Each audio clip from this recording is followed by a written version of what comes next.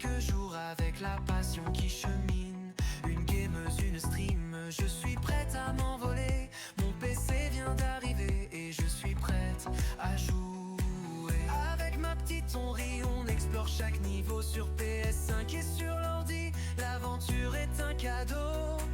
Maman et amis, je t'emmène dans cette danse. Reste zen, viens dans la savane, partageons l'espérance. Bienvenue chez Dadou, où l'amour est en fête. Chaque pixel, chaque sourire, ma passion nous entraîne. On grandit ensemble dans la joie, dans la lumière. Des projets plein la tête, avec vous je m'éclaire. Des dessins en pixels et du point de croix en sourire. Chaque moment partagé nous fait grandir et aspire. Le soutien d'une amie, c'est le meilleur des trésors. Ambition dans le cœur, nourrissons nos efforts. Timide mais forte, je prends confiance en moi. Avec vous je m'exprime, je trace mon propre voie. Les rires résonnent, la nostalgie me berce. Dans ce voyage ensemble, chaque instant est une perle. Bienvenue chez Dadou, où l'amour est en fête. Chaque pixel, chaque sourire, ma passion nous entraîne. On grandit ensemble dans la joie, dans la lumière. Des projets plein la tête, avec vous je m'éclaire. Dans cette savane où les rêves prennent vie, je t'accueille avec plaisir, viens faisons l'infini. Amis pour la vie, main dans la main sur le chemin. Avec espoir et tendresse ensemble, l'avenir est serein.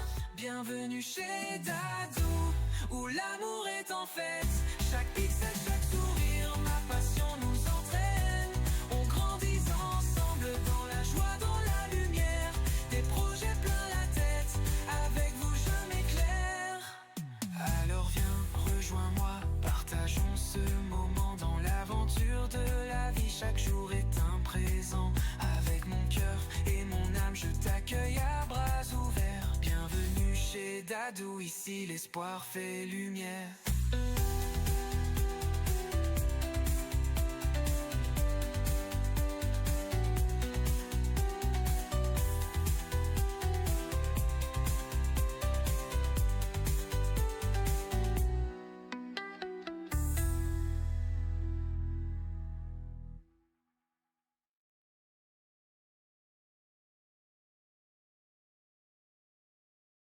Et bonjour, bonjour tout le monde. Comment allez-vous? Ça va, vous allez bien? Bon. Je sais pas ce que vous pensez de cette petite musique d'accueil. Je l'ai réalisée, en fait, j'ai écrit les paroles et je l'ai juste réalisée avec l'aide d'une IA. Mais parce que bon, j'ai pas tous les instruments sous la main pour faire tout ce qu'il faut. Mais si, j'ai écrit les paroles, c'est déjà bien. Oh, comment allez-vous? En ce jeudi, ça y est, l'avant-dernier jour de la semaine.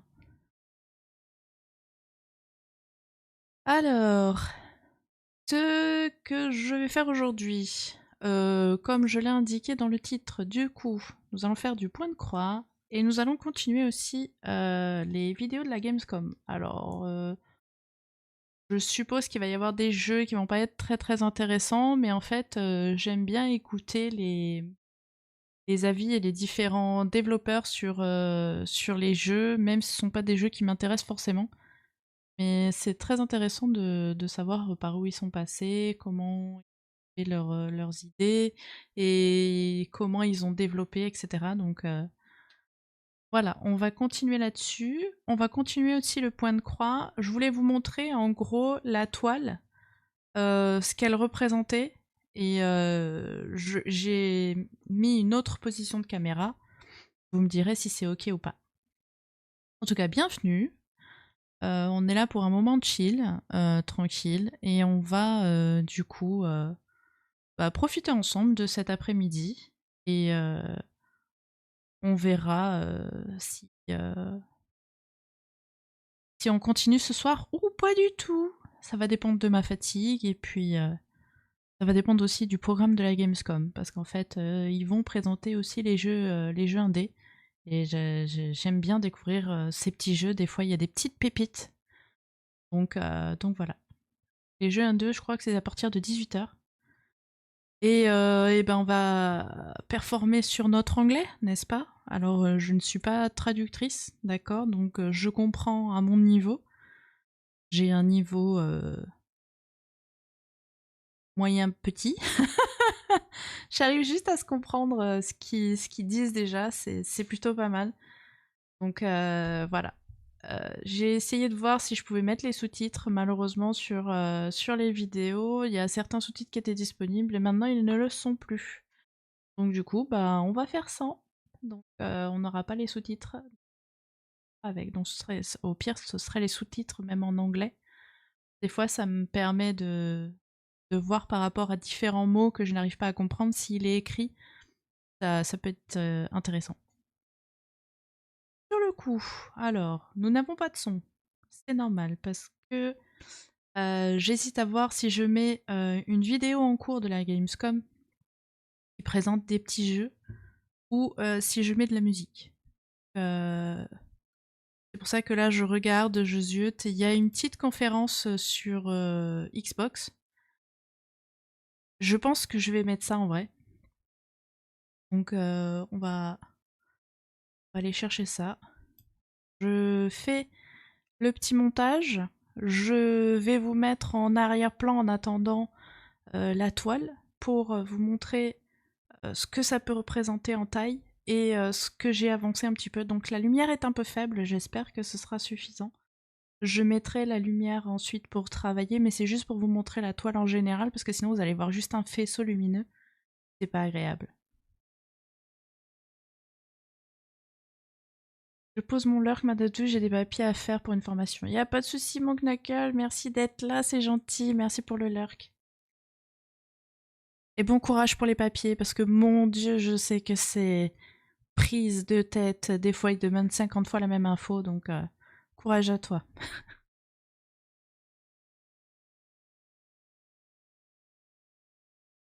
Alors, on va changer de scène. Voilà. Donc je vous présente ici, vous voyez, par rapport à mes mains, la toile. Donc on a fait ici, ce côté-là en 2 jours. Oh, mais c'est pas possible. Petit arc!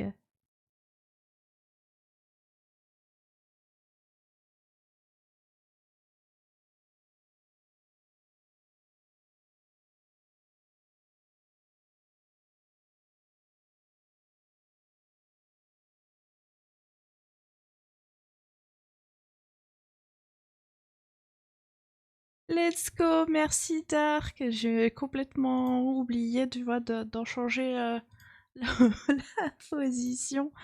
Je voulais m'asseoir à la base. Hop là, voilà, je suis là. Ouah, merci pour le raid, c'est gentil. Et oui, perle. Comment est-ce que vous allez?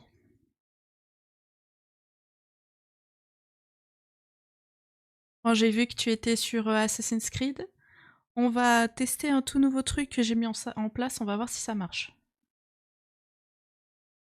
Ça marche pas.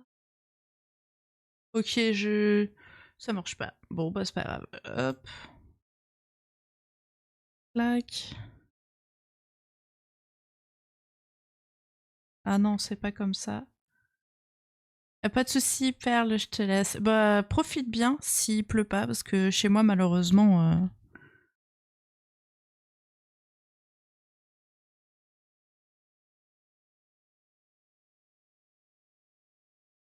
Hop. Voilà. N'hésitez pas à appuyer sur le petit cœur pour pouvoir suivre Dark. est une très gentille personne et qui fait des jeux un petit peu, bah là, comme Assassin's Creed, c'était quoi? Odyssey, me semble-t-il. Du coup, ça a pas marché. Je vais essayer de refaire une commande, voir, parce que normalement, je l'ai programmé dans... On va voir si ça marche. Non, ça marche pas, hein. On est d'accord que ça marche pas. Bon, bah tant pis, ça marche pas. Je sais pas pourquoi. C'est pas grave.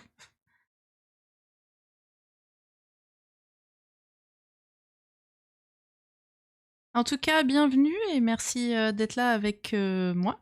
Donc du coup, je disais, je vous présentais du coup ma petite toile.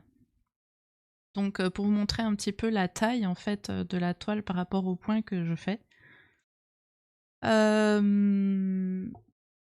Et on va voir poursuivre du coup la suite de la Gamescom. Donc les conférences sont déjà commencées. Donc je croise les Didi pour que on arrive à attraper les choses en route.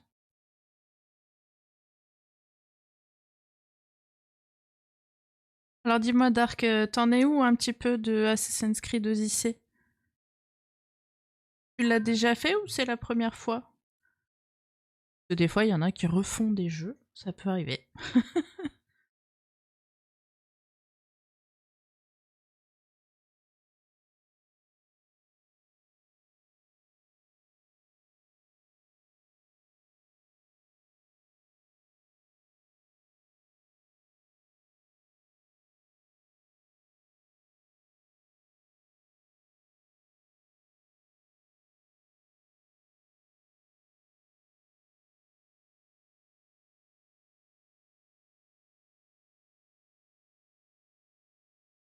Alors je suis en train de préparer la suite. Hop.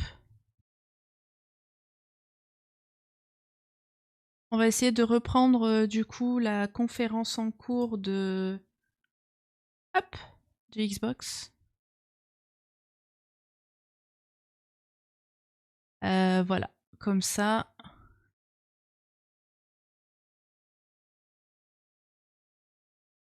Il parle de donc d'un jeu qui est en alpha pour le moment, mais voilà. On va faire ça. Je vais mettre ça en route. Je vais essayer de mettre le son pas trop fort. Et c'est parti. Voilà. Let's go, pas mal. Et du coup, on va continuer en même temps ma petite toile. Donc je vais voir si je zoome ou si je reste comme ça. Donc je vais avoir besoin un petit peu de lumière. Really poured a lot of heart into all of these animations. I mean, we know that from many of your games before, but in particular, it feels like you've really dialed in. Alors, c'est la troisième fois que je fais le jeu et j'en suis à la moitié du jeu de base. Ah waouh. Ouais, donc t'as déjà bien avancé en vrai. Moi j'ai pas eu l'occasion de le faire, mais j'ai eu l'occasion de le voir en stream. Et j'aime bien Odyssey. T'as une préférence toi dans les Assassin's Creed? Il y en a tellement, hein. Mais est-ce que t'as une préférence pour un des Assassin's Creed ou pas du tout?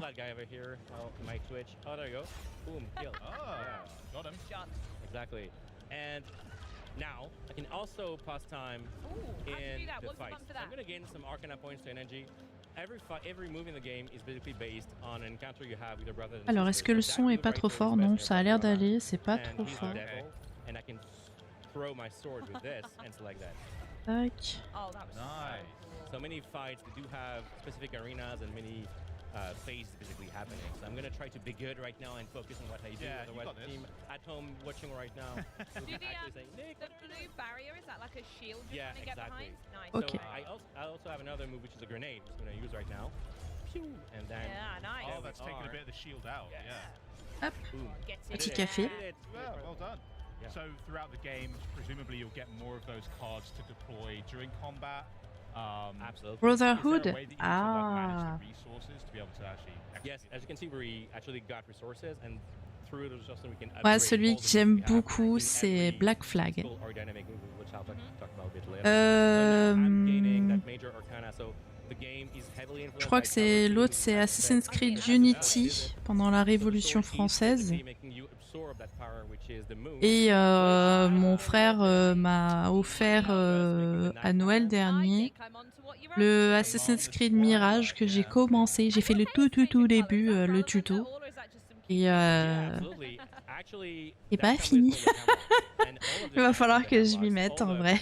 brothers and sisters from that family that do have a sword with them, the sword live within them. In a Alors, specific part of their body that's quelle sacrificed couleur allons-nous exactly faire? because the sword.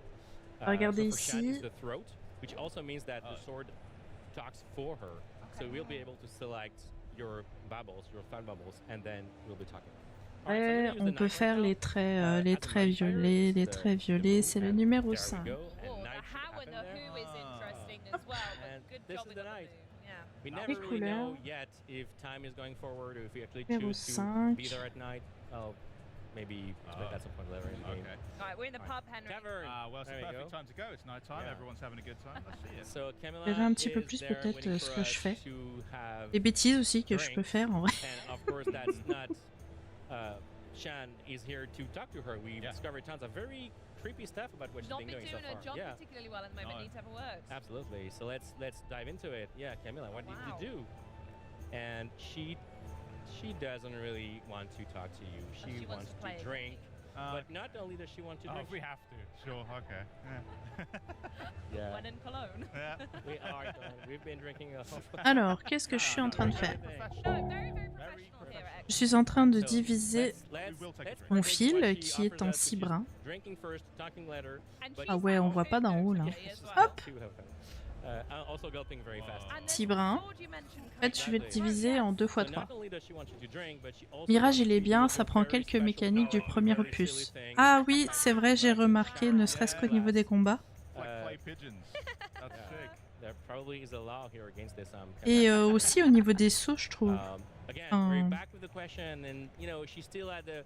All right, I don't want to talk right now. I Et il still y en wanna a drink. tellement plein que j'ai pas Okay, fait. but still, I want to talk to you, Camilla, about what the Je vais hell utiliser happened la to you, gravité. and why did you actually Yeah. leave your people suffer that much because the weather was terrible and nothing happened properly in your region. All right, let's for the last time drink something. More drink. It's gonna be much Fine. harder Blah. because I'm way more drunk now. That's Basically, going to have an Wait, effect, is it? it Literally. might have. Yeah, I'm afraid. Oh, that's clever. Oh, okay, Yeah. here we go. Okay. Actually, the Uh, screen I'm is. usually Ah, j'ai pas good sorti at l'aiguille. and Je vais avoir un it's petit problème. up. Si je sors pas l'aiguille, Oh, no. ça va être un peu yes, compliqué. nice, did it. You're a pro. Oh, You've done this God. before. Elle est où? I'm Ah, I'm il est really good là. at doing drunk stuff. Wow, this Un is petit getting doigt. way worse than I expected. No, I'm terrible. People don't look, drink at and it's home all- or drink responsibly. Text has all gone You crazy are as the- Yeah, well. everything is skewed. Et donc on fait But now le she might- numéro. Yeah, Oh my really all over falling the apart. place. The speech Faire bubble les is petits also traits. falling Oh, apart. and the camera's like swaying. Yeah. Ooh. Ah Oh, so- n'importe quoi. Yeah, what happened really? Just tell us now. So basically, she's answering you that she had that duty to fulfill, but she. J'ai fait tous les basically inherited it and she Assassin's didn't want to do any of Creed it. sauf le dernier car j'ai pas encore pu l'acheter. Le Shadow. She didn't choose Exactly. that one. It's really hard actually. You know, Oh, you il can a sort l'air of do vraiment that, cool but en vrai. also she doesn't really want to do anything. Oh, Après, ça, je sais pas s'il y a beaucoup de choses qui changent en vrai dedans. Et le gameplay a l'air sympa avec les deux personnages que tu peux switcher, etc., etc. De ce que j'en ai vu, hein, parce que j'ai pas tout vu non plus. the easier option, sure. Si je veux le faire, si vraiment je veux le faire, je... Alors, moi après ça me dérange pas de me faire spoiler les jeux, parce qu'après c'est l'histoire en elle-même. Après si toi tu fais le jeu, ça a rien à voir en vrai. Oh, she's done. Yeah. L'histoire, le fond sera toujours la même. Yeah, she is out. Oh, okay. Et l'intérieur, enfin toi, ça sera tes propres avis en vrai dedans. She basically stopped, you know, doing any effort, which the two of those clues together makes the deduction that actually Camilla doesn't want to do anything, which reveals a minor arcana, which is exactly the crux of a story. So every sibling will have 3 different secrets that we'll discover through the whole Oh, I through the course see. of the game. And we get to meet all of the siblings. Yes. Yeah. Very cool. And all of them will have different stories embodied by those minor arcana that you can get to decide which side you want to use. Wow. Very Which Okay. will have an impact. So what's the plan now then? All right, so now we have to go back to the forest. So we're going to use the world map to basically teleport somewhere. Pretty. Let's Wow, go look to at that. Hagog Forest where we had to go. Mhm. To the Talk outskirts. to us a There we bit are. about the size of. Yeah, so the world is pretty big right now. It's one of the 6 regions we have in the game in total, and we have many destinations to explore. All of them are pretty open. We have to meet her during the day because she's still pretty hangover right now. She's actually fast having an encounter. Fair enough, yeah. Actually have to go back to the day, so let's get rid of the moon card there. Oh, and you just take it out and Yeah, it's let's back take to it Ouais, out. on est pas and mal. days Ça, c'est happening. Okay.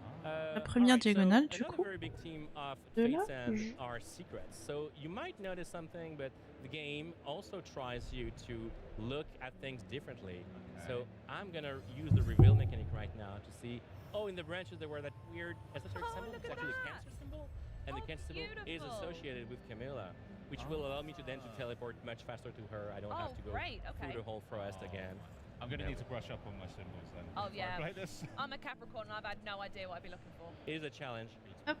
All right, so Alors, let's have that tough conversation. We Okay, know here we go. everything we need to know. Now it's time get to ugly. actually tell her, Let's you know what? confront her. Why the hell did you lie to me? Why did you do a crappy job at what you're supposed to be doing? And I have a feeling this isn't going to be a normal conversation. No, those guys, they talk with swords out. And also, basically, you're kind of threatening her with truth. Oh, how inconvenient. So she's going to get the sword out of her arm. Terran is the sword of, again, Sky and Thunder. Whoa. Like, Animations are so on point. Thank you. And then Camilla gets aces out of her j'aime throat. bien les animations du jeu là. Symbolized by 3 cranes and the bull sympa. with 3 horns. It's just beautiful. And now I'm that's just where watching that like an demo is anime. gonna, Désolée parce qu'on arrive en you cours know, du jeu. go Du coup, sideways and I'm gonna lose that c'est pas le fight. titre and du see- jeu, mais Nah. She's a super tough fighter. whoa, okay, here we go. My money's Yeah. on you, don't worry. Ah yeah. Yeah, yeah. I'm gonna no, that's not no. It's Okay. okay, you need to take one hit just to Go show back, her go how back. tough Yeah. the fight Yeah, is. bait I'm gonna try to defend first. No, still no dice. Fine.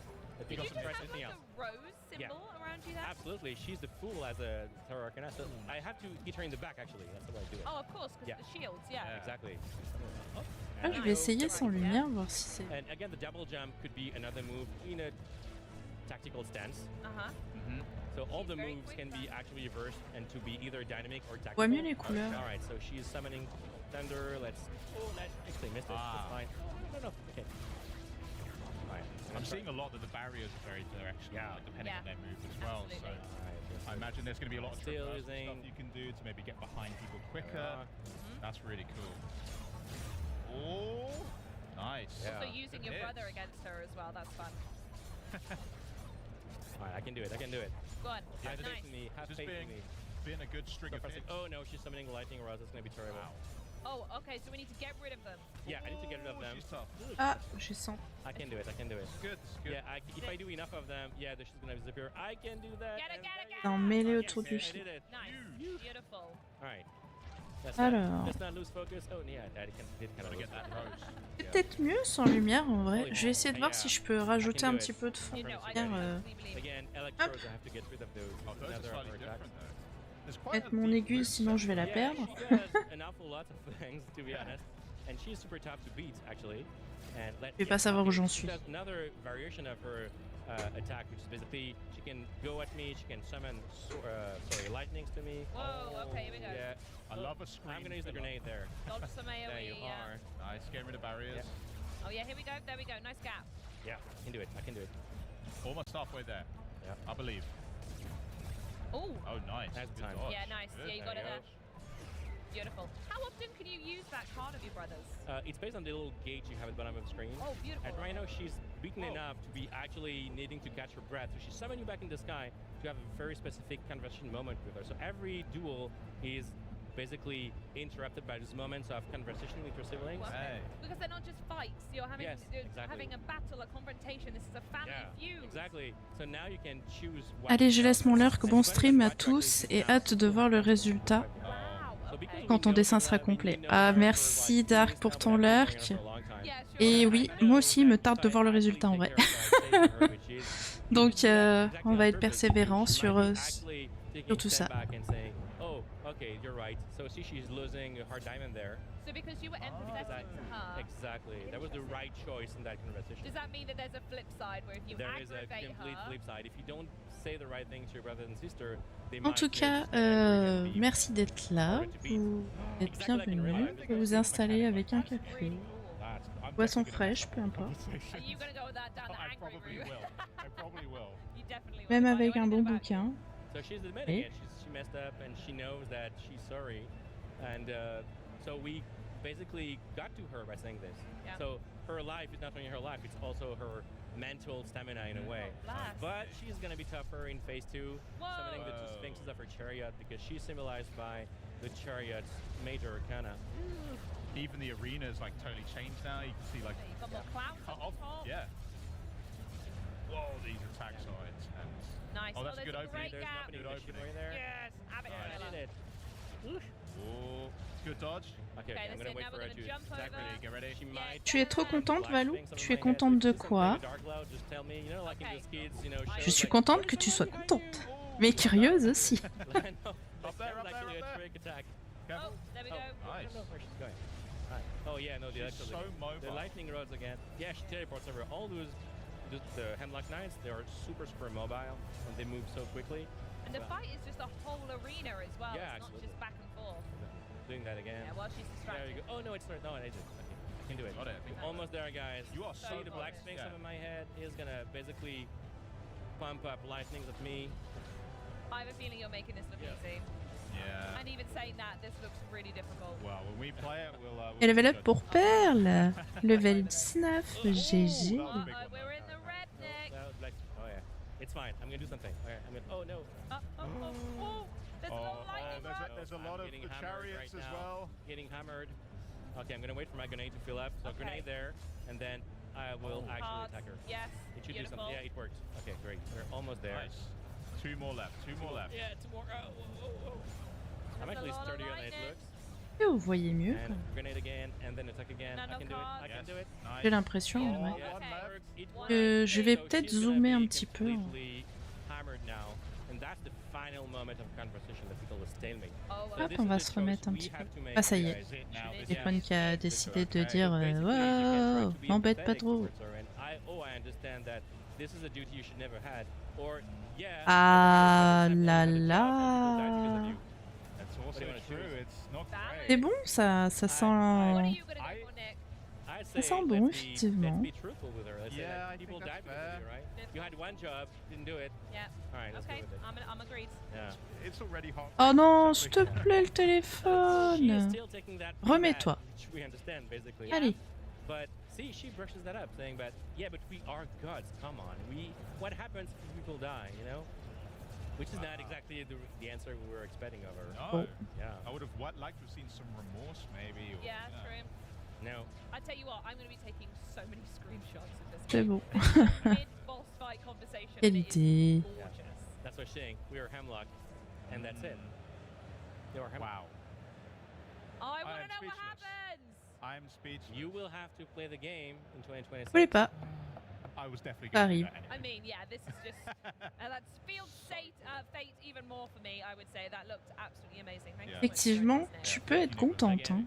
Thank you so much for having me, guys. It was Après, awesome. j'espère que tu auras du monde avec toi. Absolutely. I'd love to have seen more, but hey, I'm really just looking forward now Le to bot? checking out at Fate's End when it drops. Pourquoi? 2026. And if you at home are hooked, make sure that you wishlist Il a at fait Fate's quoi? End today, and make sure you follow the journey on the link that we're showing on screen right now. But before that fated date arrives, let's check in with another project from the Thunder Lotus team. You guys have been busy. It's 33 Immortals. Then it's time to unbox Lego Batman himself. It's all games, no breaks, as Xbox at Gamescom 2025 continues. Il a écrit un message en anglais? Ah bon? Hey everyone, Med here to welcome you to the 33 Immortals Update 3 overview. Je le vois pas ça, Today, moi. I'll be walking you through all the new content coming with this next update, from a new monster type, to new daily events, to new loot.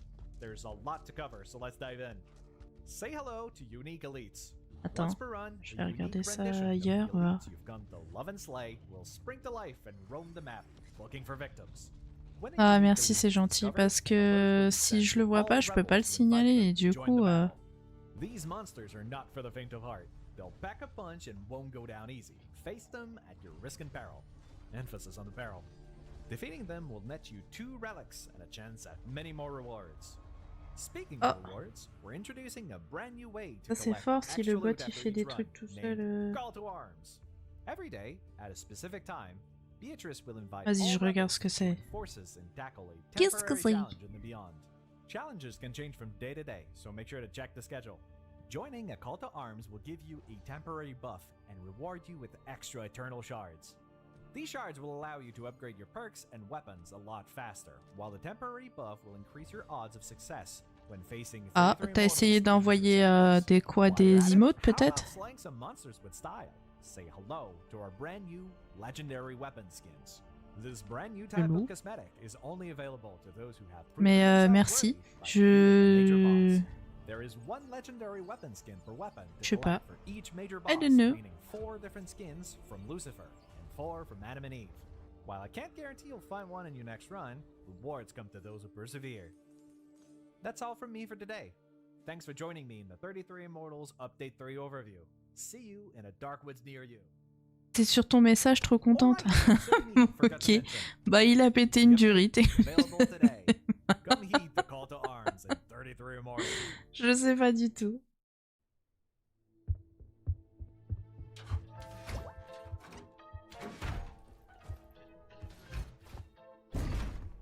Là, je suis en train de faire du point de croix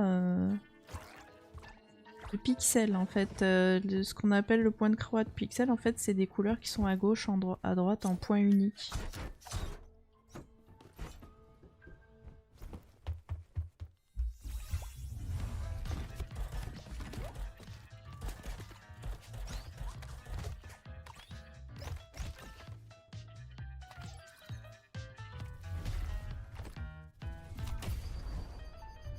J'essaie de voir si je peux pas mettre la lumière ailleurs.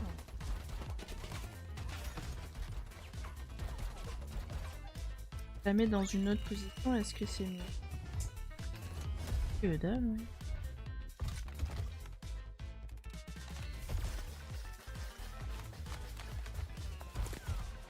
En fait, c'est une lumière en direct, mais du coup, vous voyez moins bien.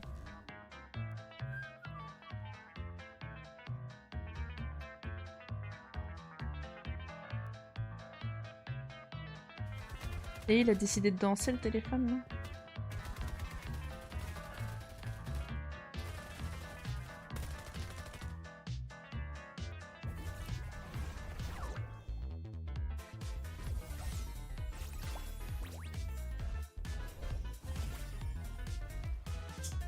Bah... Oh!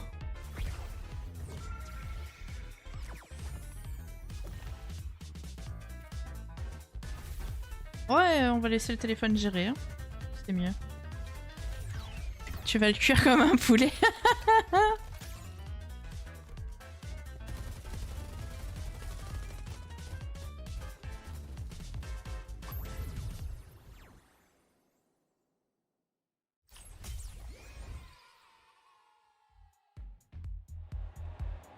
So let me get this straight. Toys come alive when you don't look at them, but they kill each other. Okay, I think that cancels itself out. That's good. Feel safer. Of course. Bon, qu'est-ce qu'ils vont nous sortir là? Too rowdy, or God forbid, go on a full-on crime spree, you're going to need a Batman to step in. Some sort of toy-based Batman. And here to help me find one is Jonathan Smith, head of the development team on Lego Batman, Legacy of the Dark Knight, Batman's first. Je sais que mon bot est parfois... Alors je sais pas lequel est en anglais, je sais pas si c'est... Parce que normalement j'utilise Whisbot et Twitch. Mais ils sont très stricts en vrai. Je sais pas pourquoi...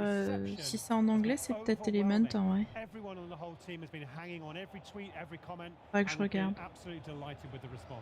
Now, there's been 3 Lego Batman games in the past. What's been your approach for the Legacy of the Dark Knight? Simple. Take everything to the next level. Go deeper and further than we've ever gone before. Make the game richer, make it more immersive, and tell, for the first time ever, this whole story from young Bruce Wayne, year by year, to become Ah, ils vont parler du as a player, Batman. as Bruce, as Batman, the Dark Knight. Ok. I can't. Liam Neeson's just hiding away somewhere. Also, we saw Batman flying over Gotham City throughout that. It's an open world. Sure, with the whole of Gotham is a playground. You'll start right at the bottom in Tri-Corner Island. That's one of the areas of the demo that we've got here to play on the show floor. But as the story progresses, you'll move further up the island and reveal all those famous locations. You can explore every Mais rooftop, every le alleyway, Discord, down ça and va high, 2 minutes. and, yeah, it's Ça va full of 2 secrets minutes and en vrai. surprises. See, I can't go wrong with secrets and surprises, especially in a Lego game as well. And talking secrets and surprises, there's a load of new features with Lego Batman. What are they? So we wanted to make the combat system richer than we've ever had before. So you have a lot more tactical choice, you've got stealth, you've got great gadgets, you've got now Je reçois des messages toutes les 3 secondes. Donc toutes les 3 secondes, ça fait ting, ting, ting. Minute là, laissez-moi respirer.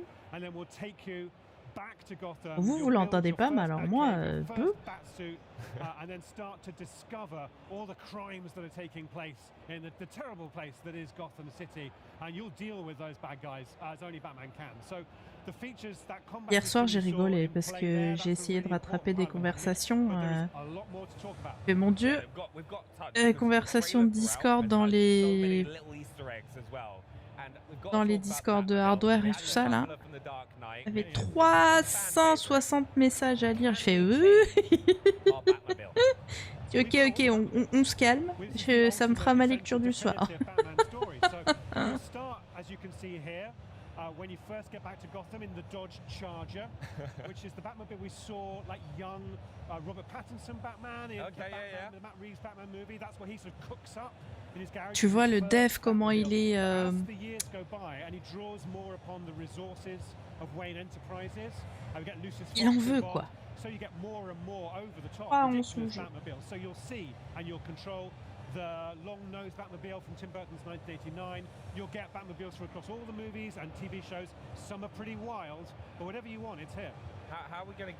Can you give us a little hint about how we're going to get hold of those different Batmobiles? Or Yeah, so as the story progresses, we'll put you in situations where you're given. Oh, je vais regarder quelque chose parce que j'ai mis des points de chaîne, etc. Je vais regarder le son en fait des alertes que j'ai mises, voir si c'est mignon. Ah, ça va. And there are iconic sequences from certain films you may know that we really want to make sure players live out through our story. Ça va, les alertes sont bonnes. Oh, amazing. Oh, yeah, that's what I was going to ask that. I was like, Lego studs are such an important part of any Lego game from TT Games, right? What else are we going to be able to spend those studs on? Oh, so suits as well. We've got 100 different suits for you to collect over the course of the game, and then we've got Batmites running shops in city. Bah, le son il a pas marché. Ok. Merci Valou, ça me permet de regarder si les sons fonctionnent. Là, ça n'a pas marché. And your customizable Batcave. Now we're not showing that in the demo today. We're showing a bit of the open world and one of the story missions, but we'll be able to show more of the Batcave expanding and growing and becoming. On s'améliore petit à petit. Hein. Wow. Ah, moi je les entends, mais vous les entendez pas. Merde. Ok.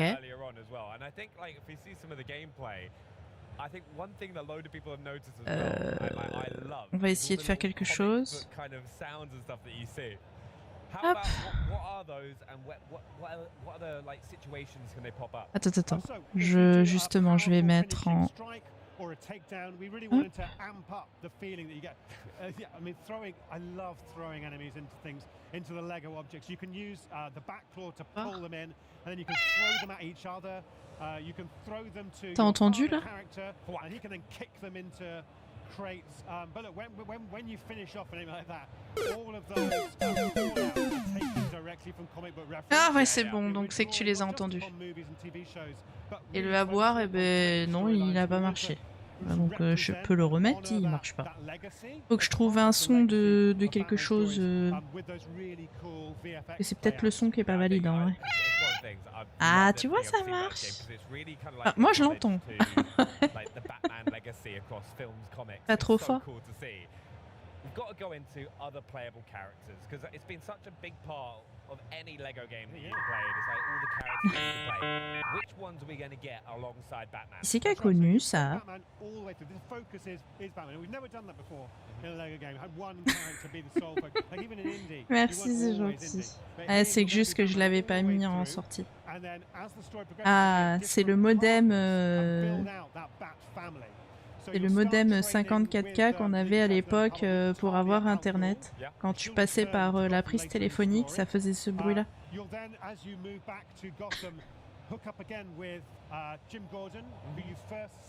C'était beaucoup plus long, mais bon, je voulais pas mettre un truc qui faisait 3 minutes. With his ricochet launcher with rubber bullets that bounce around and smash objects and bounce off enemies and cause them to misfire their weapons. He's also got a foam sprayer which incapacitates enemies and can be used to solve puzzles. Et ouais, il faudrait que je trouve pour le à boire, il faudrait que je trouve une petite image, enfin un petit gif en fait, un truc sympa à mettre. After Gordon, you'll get Selena Kyle as Catwoman with her whip and her other gadget that we'll talk about later on. We've also then, we'll see as Batman gets older, you know, he'll go to the circus with Selena Kyle, and that's where we'll go to see the Flying Graysons and young Dick Grayson, and another tragedy will befall yet another child. La Dadou qui est devenue VTuber. Oh my god. Coucou Riri. Comment vas-tu? Will join as Barbara Gordon. So loads of different characters, and we've really gone deep onto each of those characters, given them their own distinctive styles, lots of different suits, the gadgets. Eh bien écoute, ça va. Comme tu peux le voir, je fais du point de croix et en même temps, je suis la conférence donc sur la Gamescom et là on est chez Xbox. Oh, et ben bienvenue pour ta pause.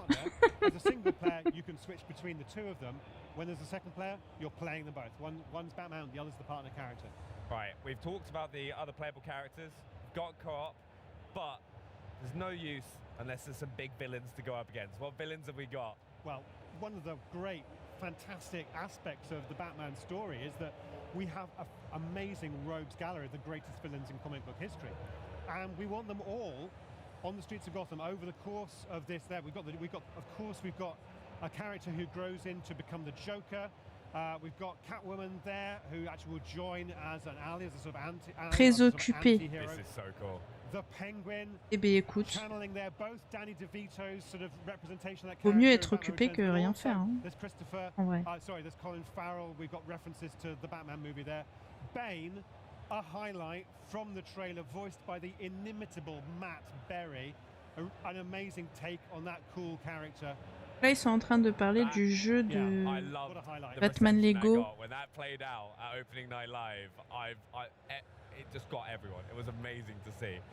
Dark Knight, je crois que c'est ça. Hein. Je vais pas dire des conneries. More to discover throughout the story. We've also got to go into gadgets, right? Because in the trailer, we saw the explosive gel. Yeah. What other gadgets are we going to be getting our hands on? Of course, all batarangs are very, very important. You can use them to stun enemies, hit targets, and you can upgrade them. We've got the Bat Claw is really powerful. Not only can it pull enemies in, so you can deliver a powerful finishing move, you can then throw them around, throw them off buildings, throw them into the toxic goo of Ace Chemicals. And j'ai coupé un petit peu le... pour mettre la vidéo. Okay, right, very nice. Also, another bit as well. En vrai, ça va, c'est pas trop gênant. Pas de soucis. Grappling to vantage points, so you can do stealth takedowns like you see here, and grappling in the open Gotham City all around, from rooftop to rooftop, gliding when the Bat Glider over the streets. That's all part of Batman's arsenal. The other characters have similarly cool traversal systems as well. No, I can't wait to use them all as well. But one of my favorite things I used to do in Batman games, like the Arkham series, is like solving puzzles, solving the riddles. Ça se voit que je complète. Not only is Batman the world's greatest fighter, Ah, par contre, greatest detective.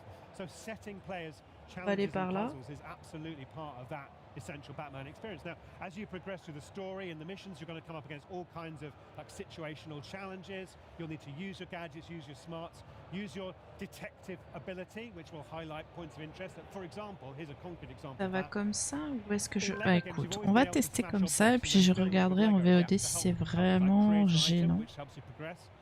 Here, Batman can use that detective ability to highlight where those smashable objects are, like show where to build it, show, oh, you need to find some more, here's where they are. So it really helps players, if you've ever had that experience in a Lego game where you don't know where to get the bricks from, you can see where those are, build them out.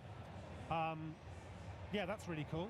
That's going to help you find those secrets as well. And you said Riddler challenges, absolutely. So on the streets of Gotham City, some of the villains have put challenges for Batman. You'll be collecting those along with En vrai, green ça tech peut être bien chips, comme ça aussi. bat tokens, trophy pieces, Voilà. skill bricks. There's so much to collect. I will say in this game, it's not just the Riddler who's setting you those challenges. Ah, ça va s'en mêler. Okay. Everything with a twist in a Lego game. Now we've talked about collectibles a few times already, like for the Batmobiles, Yeah. different suits. Ah merde. Right, what other collectibles are people going to be able to get? Du on coup, top of ça those? a fait, ça a the fait green du tech cake. chips, which we'll find in story missions and in the open city. Some of those will be blocked behind puzzles, some of those will be guarded by enemies, some of those you just find by being inquisitive and curious and exploring. Voilà, They y a will plus de enable cake. you to upgrade your gadgets. That's the main currency for gadget upgrade. Okay, nice. Skill bricks you'll get through progressing through the story missions. They enable you to upgrade your core traversal and combat skills generally beyond the gadgets. Additionally, I mentioned a few others that will enable you to, for example, customize and populate your Batcave. There's another one as well. Oh yeah, we've got red bricks. Of course we've got red bricks in a Lego game, which give you additional customization options and special effects. Hey, well, that brings me on perfectly because we saw Bane stepping on one of those red bricks in the trailer. Je crois que j'ai un which was orage qui arrive en hilarious. vrai. And TT Games are so known for those funny moments, whether it's in cutscenes or there's little bits of the game. How do you come up with them? We just force people to be silly. That's what they get paid for. Our team spends months absorbing the source material, so watching every movie, reading every comic book, watching every show, and bouncing ideas off each other. It's a really painstaking process. And because we're a Lego game, and because of I think the history that we've En vrai, ça built doit up être plus over joli. years of telling these Ok. stories with a Je twist, fais des réglages. we've got a reservoir now Et of je pense que là, c'est expertise plus in the joli. team and permission in a Lego space to go to places people haven't gone to before. And I think it's that sort of sense of the unexpected, the uncertain, that just enables comedy to happen. And then there's the skill of our animators and writers and cinematic directors in pulling off those moments with perfect Alors. timing and slapstick humor.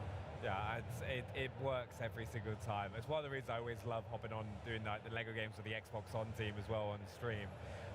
One thing as well, we've all grown up with so many incredible Batman TV like films, comics.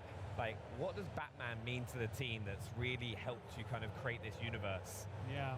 So I think there is, in this game, more I think than in any game we've ever done, there's a real emotional drama going on because we're telling one story across across a big game, big campaign. We're really connecting into this character, into their history, where they come from, and they come from a place of darkness. They lose their parents. They're surrounded by fear as all these bats are around them. We represent. I think there's a moment in the trailer where young Bruce Wayne falls down the well and the bats are around him. How do we see this character turn that trauma and that fear into something positive? To use it to bring good J'arrêterai de toucher au réglage. Gotham's a dark place ridden with corruption and crime. Ah là là. When we bring the lightness Ça and va the le fun faire, of ça va le Lego faire. together with that darkness, and we do it sincerely and authentically, with real honor for those stories. All the stories that are dark, the stories that are fun and colorful from the 50s, the stories that are dark from later on. It's all brought together, and I think everyone on the team has got a connection with Batman. They've read those stories, they've seen those films, and now this game activates all those feelings. Everything's gone into you over the years from Batman, we can now bring to this. So I think it's the combination of darkness and light and a real emotional power in the character. That's why he's lasted so long. Yeah. Now, it's an incredible story. Now, for those watching at home, right, who are chomping at the bit to play, is there anything that they should know? Well, let's take the bit. Let's fine, let's leave the bit. What else do they need to know? They need to know that the game's coming next year.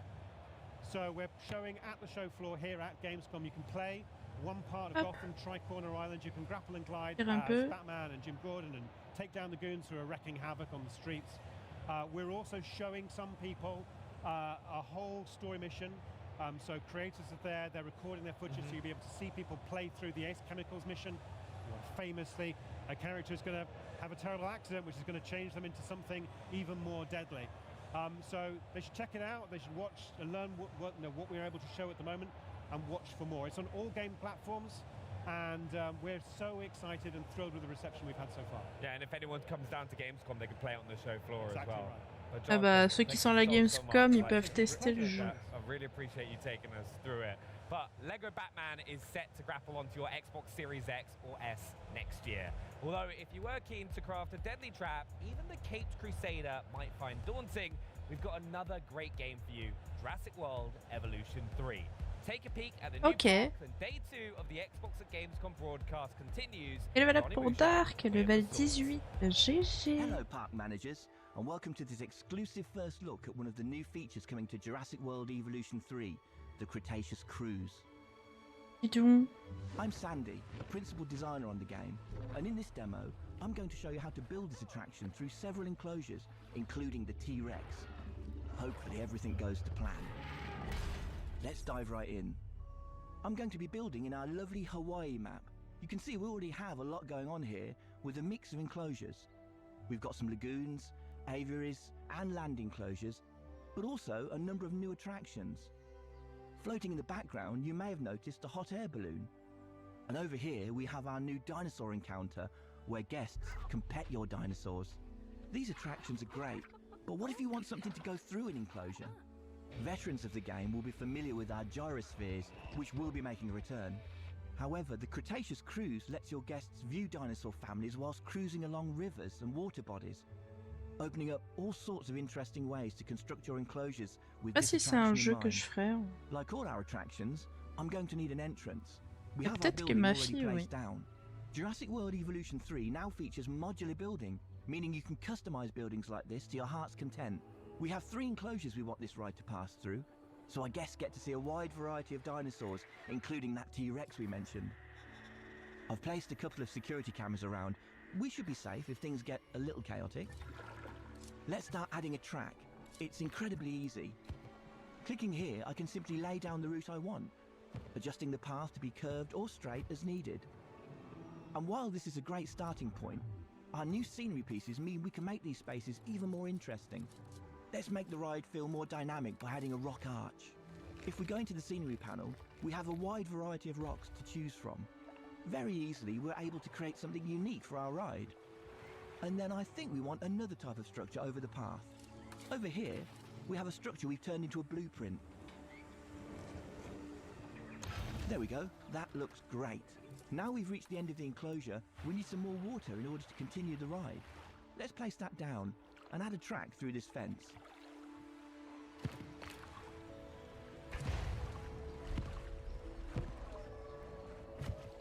In this new enclosure, you can see that we have these elevated areas of terrain that can act as natural barriers to keep dinosaurs separated.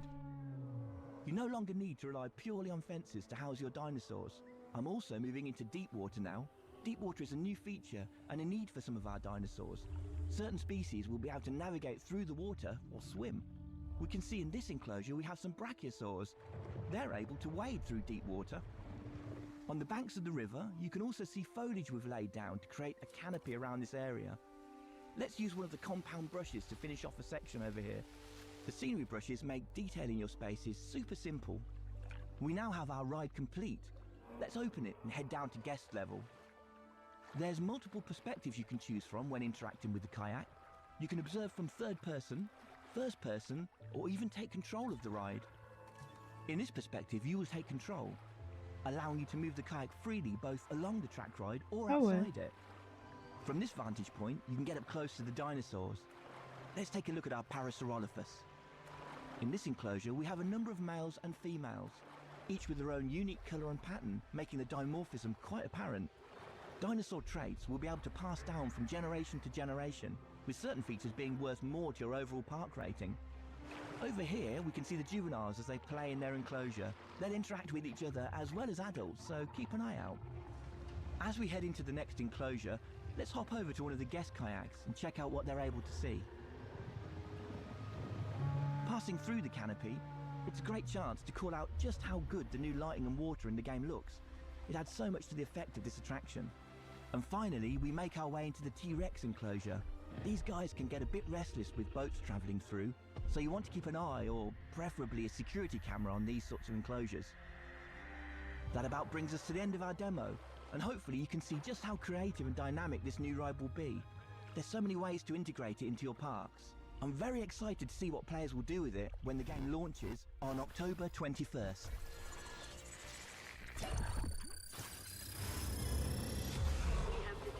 21 octobre, hein. On est d'accord? Merde. Yo qui a cramé. Ah, c'est pas moi! C'est le direct. Ah bah voilà. C'est bon, c'est revenu.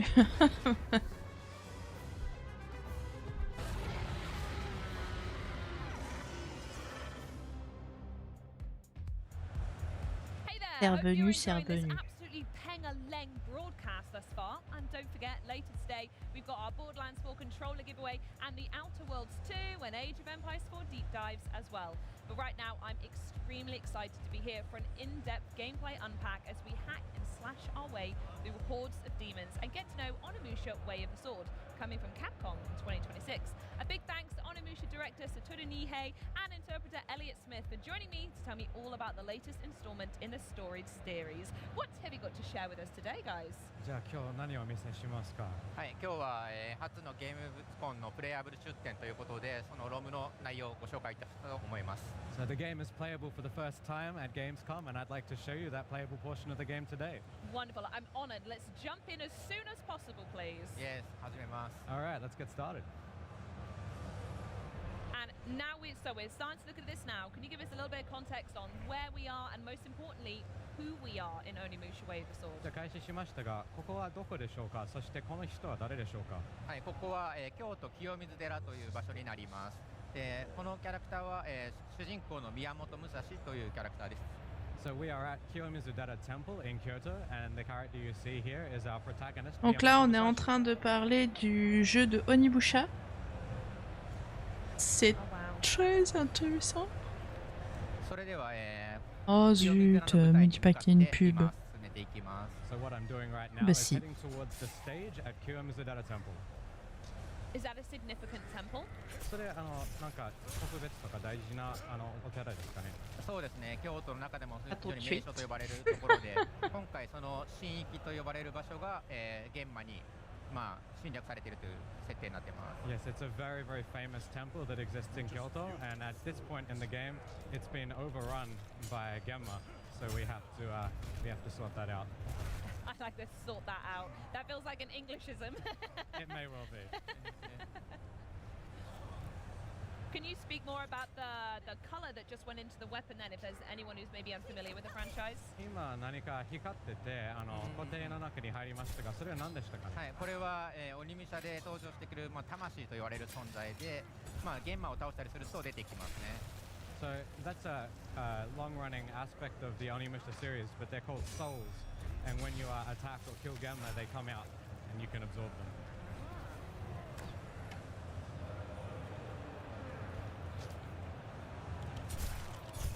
Sneaky. Nice. 今の賢いかったですね。ありがとうございます。Thank you very much. Can you speak more about the combat style? Is there a preference that you like to play Nihei-san, or are there loads of options you can do here? アクションですが、ニヘイさんの好みとかいろいろ選択があるんですが、ちょっとそれについて。Je règle en même temps mes à coups de doigt, mais je suis désolée, je suis très focus sur Onimusha parce que c'est un jeu qui... J'ai pas joué à la première version. So personally, I like to wait and see what the enemy is going to do, and then once I figured out the way that they move, I like to then move in on them and attack take the advantage and attack. And I noticed there's some deflection to this as well. So is that the only ranged attack that you can do? Is that patience and deflecting it, or are there other things that unlock later on in the game? 今はね、飛び道具をちょっと弾き返したと思うんですが、それ以外の、まあ自分から出せる飛び道具ありますでしょうかね。そうですね、今武蔵のこの初期状態はそういうのはないんですけど、成長することで、まあ、そういう飛び道具が使えるようになることもあります。At this point in the game, the only way that you can really use projectiles is to knock the enemy's projectiles back. Je suis admirative devant les traducteurs. Ils se souviennent de ce qu'ils doivent dire, écoutez la réponse, retranscrire. 各作にもあったような気持ちよさを演じているものですね。So what I just did there to take down that enemy was what's called isen. It's essentially something that you can achieve by very carefully timing your inputs along with the enemy's attack, and it's very, very satisfying to pull off. So what you're saying is Ihai-san just did something really technically impressive and wants everyone to know about it. ということはめっちゃ難しいことを今やり遂げて自慢してるんですね。そうですね。Definitely bragging. 攻撃に合わせて攻撃ボタンを押す、敵の攻撃に合わせて攻撃ボタンを押すっていうことはリスクがあるので、非常にこう難しいけどできたら気持ちいいというアクションですね。Because the button that's used to do that is the attack button, and the enemy's attack is coming in at the time that you do it. It's a very risky thing to do because if you mistime it, obviously their attack is still coming. And this feels significant. What's happening here? 何か展開ありましたね。これは何でしょうか。そうですね。ここのシーンは初めて武蔵がこの黒魂と呼ばれる新しい、今回登場してくる魂を吸うと、目の力が覚醒して、過去に起きた光景というものを見ることができます。So there's a right now what Musashi did is he absorbed what's called a dark mass, which is a new aspect of the series in this game. And when he absorbed that, he's gained the power of Oni vision, and it's allowed him to see things that happened in this area in the past. Oh, okay. So that's what's happening in this cutscene here. ということは今のカットシーンは、清水寺の舞台へ何か人が行列をなして運んでいるというシーンになっていますね。So what we can see in this vision of the past in this cutscene is that there are a group of people who are carrying something towards the stage at Kiyomizudera Temple. まだなんでそこに向かっているのかっていうのは謎に包まれています。Of course, at this point in the game, we don't exactly know what it is or why they're carrying it. And I'm sure you're not going to tell me why they're doing it either. それ教えてくれませんね。このロムではまたさらに次に進むと新たな展開があるので、そこで見ることができると思います。As we work our way through this playable section of the game, you'll learn a little bit more about that. So please be patient for now. Okay, absolutely I will. Non. I gotta say Okay. as well, I love how dark and thematic. And am I right in saying there's like C'est un horror récupérateur elements to d'âme, this hein. inspiration C'est of ce art qu'il a design dit. as well? 結構暗くて不気味ですが、なんかホラーの要素もあるんでしょうか。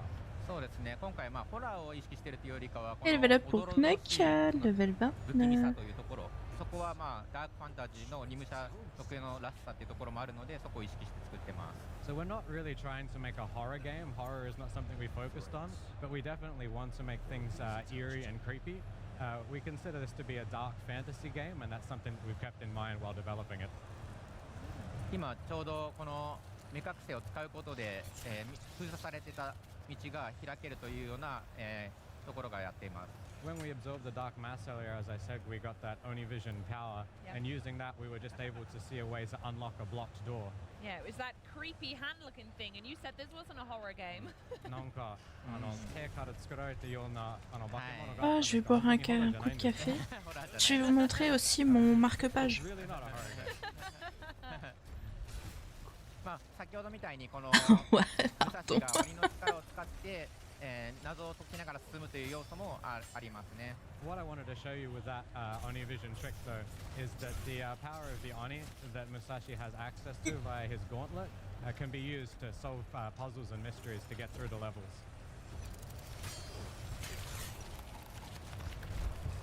このように Regardez-moi 受け流 ça. すと敵を壁にぶつけて、ダメージを与えるということができるので、受け流しのユニークさというところですかね。そういうところも、環境を使って遊べるというアクションもあります。Just now, I was able to parry that enemy and using his own momentum, slam him into the wall, which caused damage. It's one of the unique aspects of the parry system is being able to use the environment to your advantage. Absolutely. Voilà, ça c'est le petit marque-page. Alors c'est l'un des premiers que j'ai fait. Il y a, je sais pas, début d'année... Non, c'est pas vrai. Mars, avril, ouais, allez, premier trimestre de l'année. Et voilà ce que ça peut donner. Donc ça c'est du 14, donc on appelle ça du CT14. Donc en fait vous voyez que les points ils sont beaucoup plus petits. Je sais pas si je peux vous montrer, attendez, je vais zoomer avec le... c'est pas bien mais... Moins, vous verrez mieux. Hop. Vous voyez, les points, ils sont beaucoup plus petits. Donc là, on est sur du CT14 et là, donc du coup, du CT11. La différence est quand même flagrante. Hein. Et du coup, hop, ça peut donner des petites choses comme ça. Et j'aime bien dans les bouquins. Alors comme c'est mon premier, j'ai eu beaucoup de difficultés à le faire. Mais les autres, j'ai trouvé une autre méthode en vrai. Donc là, vous voyez en contre-jour, mais ici, là derrière, c'est de la feutrine collante. Et en fait, la feutrine collante a pas bien collé, donc du coup, j'ai été obligée de coudre autour. Mais voilà mon petit marque-page que j'ai fait, que j'ai gardé. Celui-là, c'est, on va dire que c'est mon marque-page d'essai. Donc je le garde pour moi.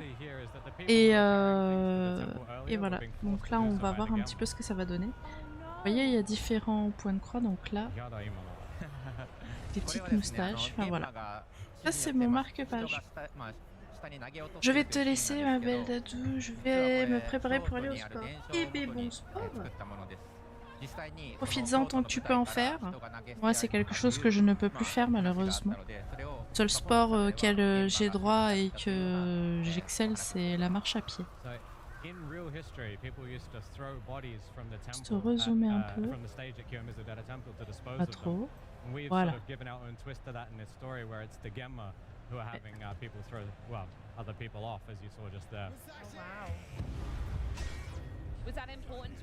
Profites-en pour te vider la tête en même temps.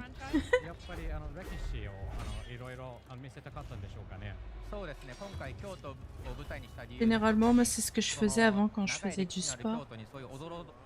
Je me vidais la tête au sport. Et c'est tout là-bas. Là, je revenais, j'étais bien, j'étais légère. Absolutely. Part of the reason we chose Kyoto is it's a place that has lots of legends and myths surrounding it, and a lot of them are quite creepy. So when we're making a game like this, faites du sport tant que vous pouvez. C'est le jour où vous apercevrez que vous pouvez plus ou faire ce que vous voulez, que vous vous direz ah, si j'avais su. Et justement, pour avoir aucun regret, donc faites ce que vous avez envie de faire. Et franchement, le gameplay il est cool. Hein. J'aime beaucoup. J'aime beaucoup, beaucoup.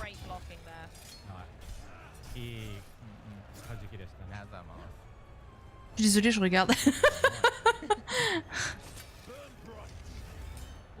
今敵の攻撃を受けな続けると起炎状態となりまして、刀が強化されて、青魂が出やすくなるという特徴があります。What I did right now is just enter the blazing state by doing lots of parries. You can see that the sword there is glowing blue, and what you get from this state is that when you attack, you get more blue souls. で今ゲージを下の体力ゲージの下のゲージを削って。Et ouais, effectivement, l'épée est devenue bleue.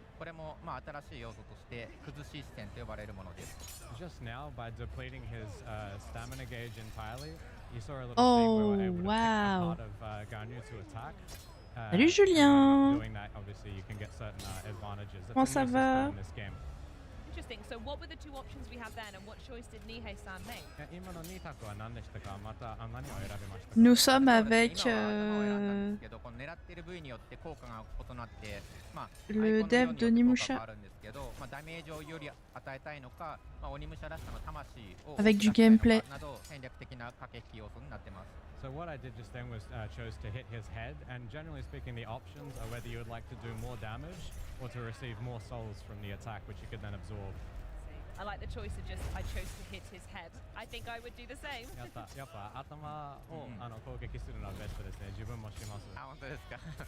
そうですね。僕もまず頭を削ってダメージを取ろうとしてました。Yeah, I definitely want to focus on hitting his head first, doing a bit more damage.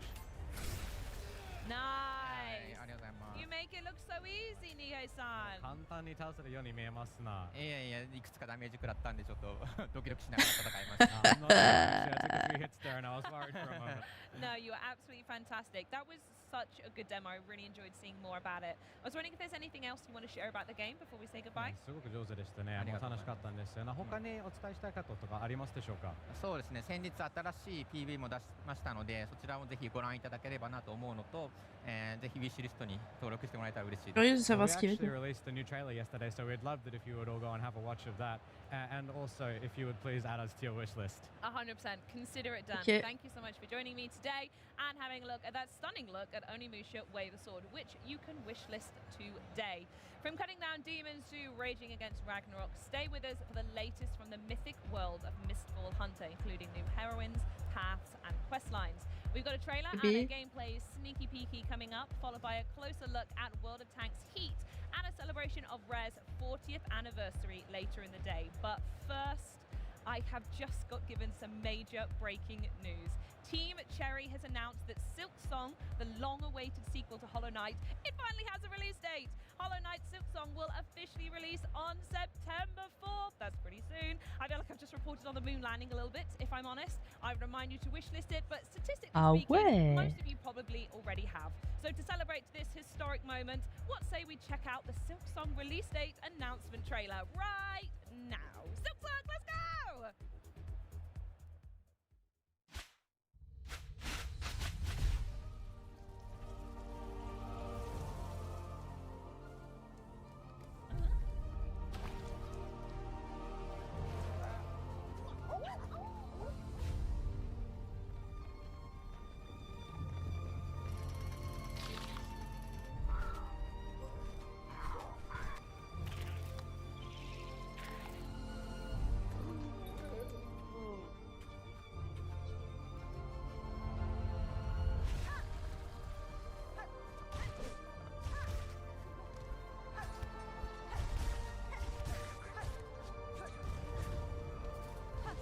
Ouh là là.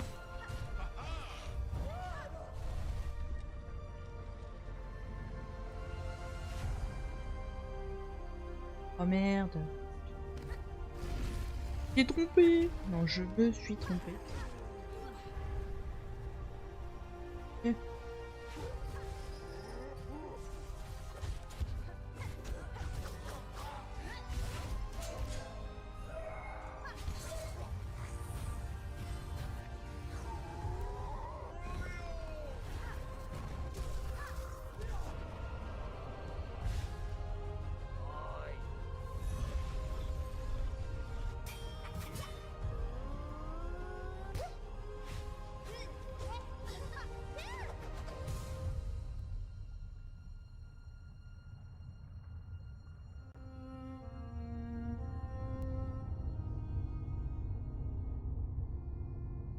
« 4 septembre, hein. Ouais.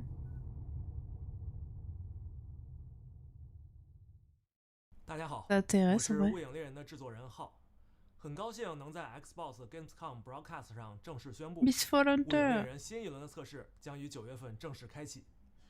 关于 Beta 3测试的更多信息，我们后续将在《雾影猎人》的官方社群中发布，敬请期待。在即将推出的 Beta 3版本中，我们为猎金人们准备了一系列丰富的玩法内容和功能更新。接下来，请欣赏我们 Beta 3测试的首支正式预告片。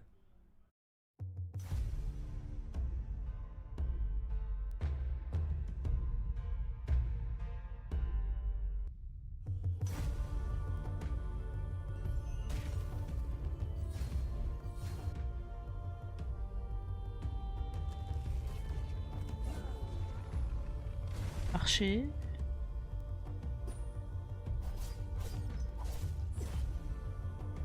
Et...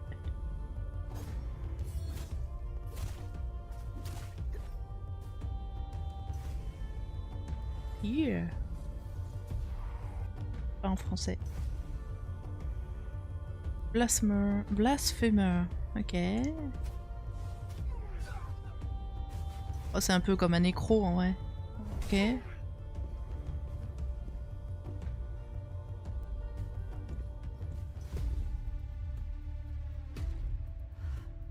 C'est joli en tout cas, j'aime bien.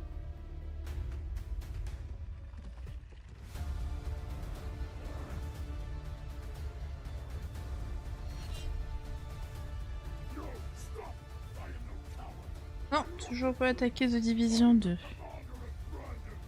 En même temps, il y a une annonce aujourd'hui, me semble-t-il. Pas de bêtises. Je sais pas à quelle heure elle est par contre. Faut que je regarde. Yeah, guys in their 20s. What kind of video game are they gonna make? We knew that there was something special going on. Fight!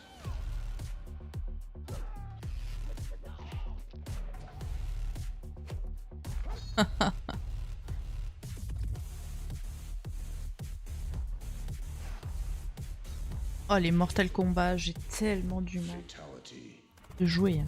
Pas de...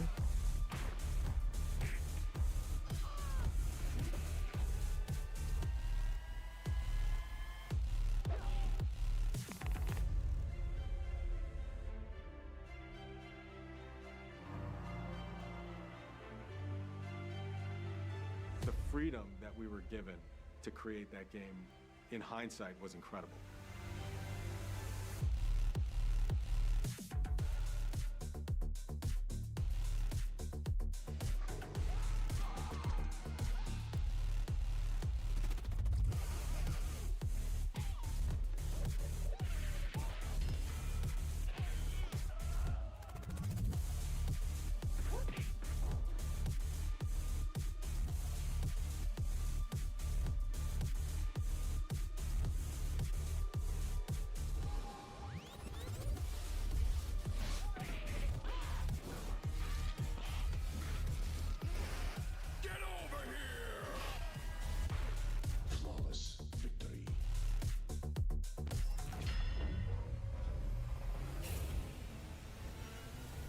Oh, mais le téléphone là.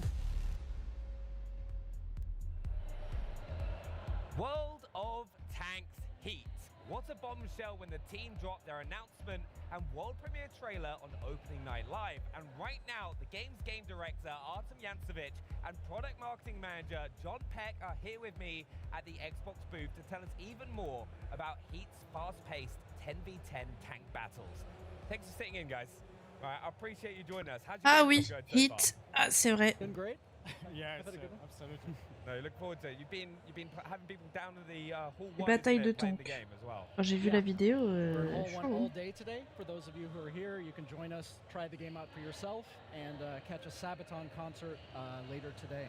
Oh, amazing. Now, we've got actually a load of gameplay, which we're going to be running through here, because there is so much to unpack for World of Tanks Heat, because it's a brand new game, separate to World of Tanks, so it's like, you've been working on it. Can you tell us a little bit for people watching what Heat is about?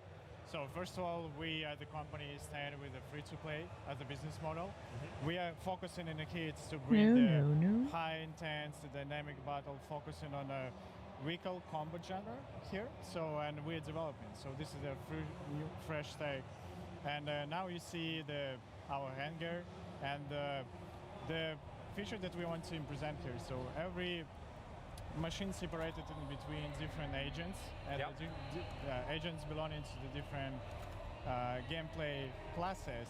So and the agents and vehicle, they hard bonded in between to achieve the feelings that actually they have a connection, have a specific ability that can highlight the unique play style of each one. Inside the vehicle, we have a system of pick 6. So I, as a player, can adjust the play style of this vehicle that we see and modify some abilities that the vehicle have. And of course, we are focusing on providing opportunity to personalize somehow the vehicle. We are focused on the military and we experimented with something else that actually shooter players familiar with. Some charms, for example, or additional decal or stickers. Of course, we don't want to go crazy about it, but definitely we know that. But that's for somebody, it's really important to personalize it. I'm definitely going to be rocking the gold tank. It's got to be done. It has to be done. Just example that actually we experimented with a lot of stuff. And as you see, we still pay attention to the main DNA of the company, how the vehicle against the shell or armor against the shell works. So Armor Inspector is here. The internal model is here as well. It's really important for fans of this genre as well. Okay, let's see what will happen in the battle. Oh wow. Okay, right. This is an example of completely different gameplay. This tank is heavy, so it's based on the modification version of Abrams, and the agent's called Chopper. So this is Defender. The main responsibility, let's say, of this agent is just keep the opponent busy on key points of the map. And you see here the few different examples of ability, like coaxial weapon, like Gatling gun right now, so it's pretty suitable to immobilize them. Yeah, and there is a really importance to introduce here. So we have a number of error correction, tactical error correction features like respawn, for example, or repair kit or another. And we definitely want to provide opportunity to shooter players to play on this game. As you see, some features like armor thickness is highlighted here and already in the battle. And of course, the abilities like airstrike or different more cinematic one can add some species, let's say, or salt to these dishes as well. It seems so chaotic with all the stuff going on. It's pretty cool to play because I'm also noticing there's like so many cues on screen for you to like avoid and kind of like strategize. Can you tell us a little bit more about those as well? So it depends on the agent and the tanks selected, but if you are playing as a brawler, the game can provide this opportunity, and of course we see the number of on the screen right now, the number of different mechanics that we highlight, the status effects. And I am, as a player, have a lot of tactical depth, play together with friends of mine. And right now, this is an example of absolutely different gameplay. So the character called the Reaper play more aggressively and be on the front line of the battlefield and just trying to eliminate the targets, the really weak targets on the battlefield. Just dishing out as much damage out as possible. Yes, run as fast as I can and deal the burst damage as much as possible. I feel like that's what I would go for. Now, one thing with World of Tanks Heat as well is you've built a new engine for it, right? Yeah, correct. So not just in the tank. So because it's really important to bring this game to all platforms that we know. So this is a cross-platform application from scratch, and we really want to bring the great experience on PC and consoles as well. And donc il est cross-platform, ok. And provide opportunity to play in this game in any, let's say, environment that is comfortable with. Yeah. And it's really important to highlight that actually we add the cross-progression features to this game as well. So, for example, I can start playing this game on Steam Deck in the morning and continue on Xbox and evening. So, and all my tanks, all my models will be there. All that progression going across as well. I've got to talk about the visuals of the game as well, because not only does it look amazing in the approach, I'd love to know how you've approached it. There's so much helpful information on screen as well. Yeah, we're trying to keep the information as less as possible, but enough for newcomers and windbreakers. But of course, we have a lot of different mechanics. Éviter de me piquer les doigts, ça serait bien. Necessary information, and in a way, how the more mass audience, shooter audience, familiar with. Yeah. We've seen a couple modes throughout this gameplay. What modes are players going to have in Heat? Yeah, right now we are focusing to bring the great experience with the classical conquest, domination, kill confirm mods, and as well as experimenting with more round-based without respawns like Plant of the versus Diffuse. Nice. And what would you advise for someone hopping on? Oh, pardon. World of Tanks, it's free to play, right? It's something that people can hop on. Les coups de micro. What would you kind of advise for someone hopping on for the first time? just wish list on our page and start playing. I mean, and invite the friends. I think this game is more fun when you play together with friends of mine, or you can focus and select just character and the vehicle that you like, just mastering it. So this game can provide a lot of opportunity to master the skills, to understand better and enough depth, you know, to play one more time. Yeah, what kind of tank's this? Because like it's modification. It was modification version of M60, and right now this is a HS TVL, more light version.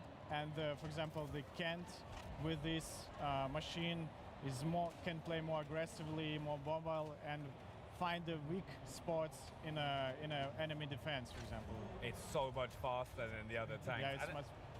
I was going to say that kind of helps to suit to different play styles, right? Depending on how you want to approach. You're absolutely right here. So we are focusing to bring the wide roster J'aime bien leur of more format là. unique machine with different play styles. C'est mieux qu'hier. Ouais. Not only tanks, but light machines, for example, as SHTVL right now on the screen, and wheel-based, and even we highlighted in our announcement trail the railgun. So we try to be grounded as possible in 70%, but we add some alternative history elements here, so for 30%, and fantasize what if during this period of time this number of experiments in tech and engineering was in the battlefield. And for anyone also wondering, right, where is heat set? Like, what's the setting? So this is, as I said, this is alternative reality post Second World War, and this is a world when humanity decided to invest a lot of effort and resources in tech and science, and we provide opportunity to player be a leader of a rapid response team, and you know, assemble the agents with the unique machines and develop their skills. Yeah, no, honestly, thank you so much for coming and like showing us the gameplay. But John, like you said earlier as well, there's people who can come and play it here at Gamescom. That's right. So we're in Hall 1 today, the big events hall. We're opening that live took place. It's our whole Play Big day. So come down, check out the game, play it for yourself, and check out the Sabaton concert. A few hours here. Yeah. Thank you. And for those of you who are not at Gamescom, and for all of you, we hope you'll wish list it on Xbox soon. And yeah, check out the game when it comes out.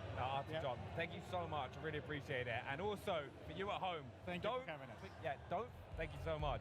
But don't forget to wishlist World of Tanks Heat today to get in on all the physics-based mayhem. Now, we're about at the halfway mark of day 2 of our Xbox at Gamescom broadcast, with plenty more in store, including more Xbox Play Anywhere titles to add to the list of those we've already seen, which is already getting quite long. But up next, the scoop on our Borderlands 4 giveaway. Take it away, Bex. So things are certainly heating up here at Gamescom, and the temperature isn't dropping at any time soon.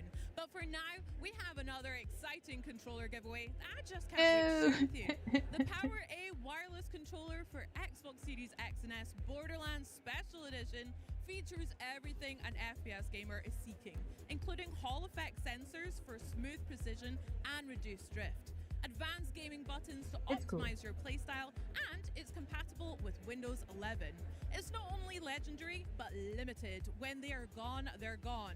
But lucky for you, if you're watching on Twitch, all you have to do is follow the directions you see on screen to enter for your chance to win one of these bad boys. They're available September 2nd, so don't miss your window, Vault Hunters. The giveaway closes at the end of the show, and winners will be contacted on Twitch. Up next, we've got a look at the 10th anniversary celebration of FanFest that took place last night here in Cologne. Bah, il y a une manette Xbox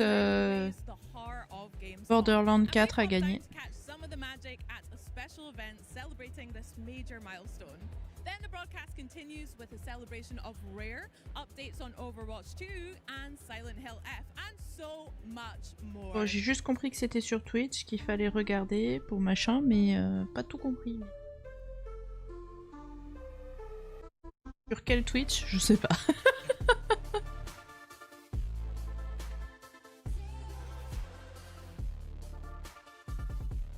J'arrive à comprendre les grandes lignes, hein. Après, plus précis... Alors que j'améliore mon anglais quand même, hein. Pas du tout.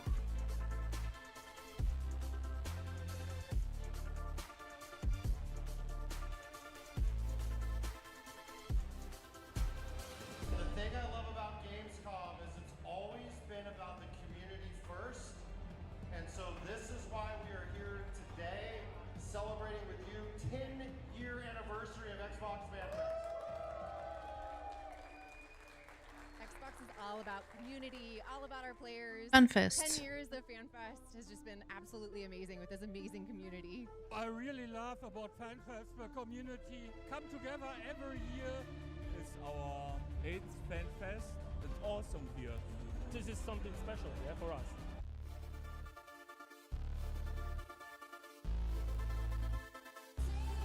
Oh, je crois qu'il a gagné un collector.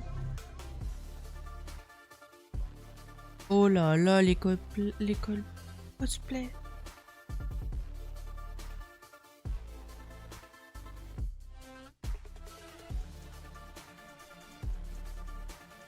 Oh, c'est mignon.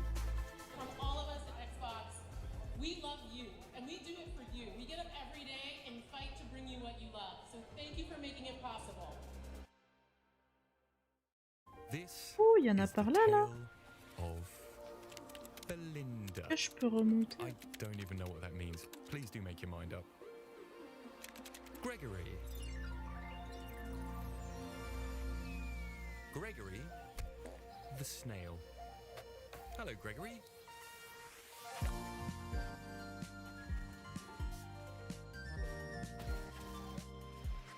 Well, that all sounds very exciting. Are you ready to set sail for adventure, Gregory the Snail? Splendid, admirable bravery for one about to face such peril.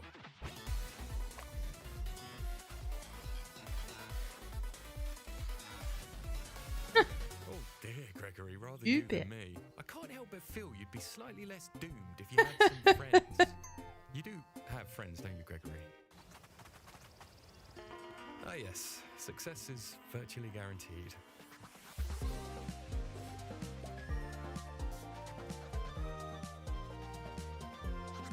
Goodness gracious, it's raining cats and dogs, Gregory. Have you got a house, a home, somewhere you can shelter from the... It's raining cats and dogs, Gregory. I love what you've done with the place.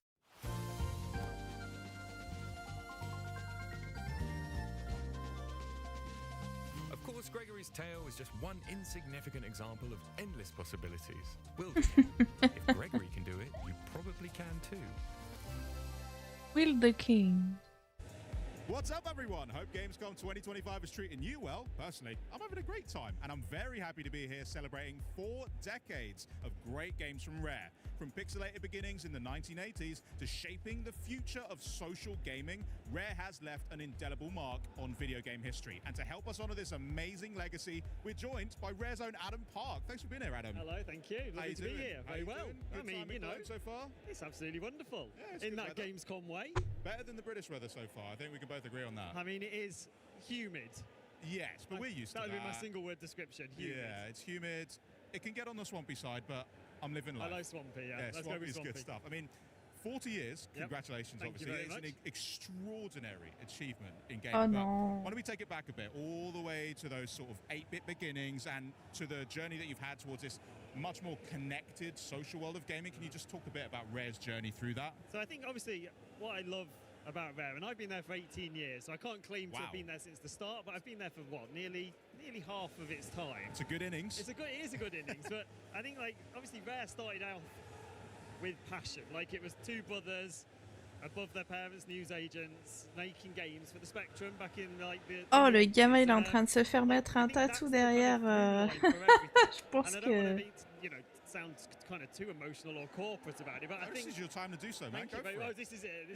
Do it. Have Snow Patrol swelling in the background right now. But no, I think like that kind of passion is that through line. So whether you're playing something like Atakataka Jetpack, like the passion that was poured into that is the same passion that's poured into games now. And I think Rare has survived that 40 years because of that passion. And I think if the passion wasn't there, and if it was just a case of, well, let's make another game, what shall we make? Well, let's look at some trends and see what looks good. I don't think Rare would have survived 40 years. So, you know, the connectivity and bringing fans along on that journey is all about that passion. It's amazing. I mean, 40 years. Normally you get gifted a ruby for that, and I'm a bit light on rubies, but apparently you guys did something a little bit different as well? Oh, that's right. So, and I assume you're alluding to our blue plaque. Yeah. So, like, for those in the UK or those who visited the UK, blue plaques, like, are peppered across the country, and they're awarded by local authorities for, like, sites of historic, like, significance. So, like, someone famous could have been born there, something could have been created there. There could have been something, a big event happened there. But we were given one for Rare's 40th anniversary. That's so cool. So honestly. in Ashby-de-la-Zouch, which is a little market town right in the middle of the UK, about 20 minutes from Rare, it's kind of now based in Toile, but about 20 minutes away, they've erected a blue plaque to celebrate where we're from. And I think it's just, like, it's a wonderful thing. Like, the fact that video games now are being recognised in the same way that Shakespeare was, or William Caxton, or, you know, like a battle, or it's like, it just, as somebody who grew up with video games, I never thought that would be a thing. So I find it absolutely wonderful. That's so cool. And how can fans get involved in the 40th anniversary celebration? Because there's so much love for Rare, and just people just love connecting around your games. How can they get involved in it? So, I mean, there's tons of stuff to do. Like, you know, we've released a load of Rare product. I'll put it like that. So we've got this wonderful, like, new vinyl record from I'm8-bit. We've got a new controller. We've got some fantastic, like, apparel from Fangamer. But obviously, a lot of our 40th focused on Sea of Thieves, and Sea of Thieves has been a massive part of our history. Like, if you take into account, like, the development time, Sea of Thieves is what, a quarter of Rare's history. Yeah. Sea of Thieves has been there. I think that. That's about that. You frowned. You made me doubt myself then. And I mean, I'm going to believe you. I mean, it's been out 7 years, so time before that, so 10 years easily. So, you know, we focused a lot of that anniversary celebration on that, because that's where our players are. So, you know, there's login bonuses. We've got always fun, end of the month, community weekend in Sea of Thieves. There's a lot of Rare themed kind of shenanigans going on there. So I'd encourage anyone to get involved. And things like MS rewards, Game Pass perks, there's a huge amount of Rare love across the whole line of Xbox ecosystem. So come on in. I've got to say, Rare always has this signature style to it. Would you say that there's a secret sauce behind making a Rare game?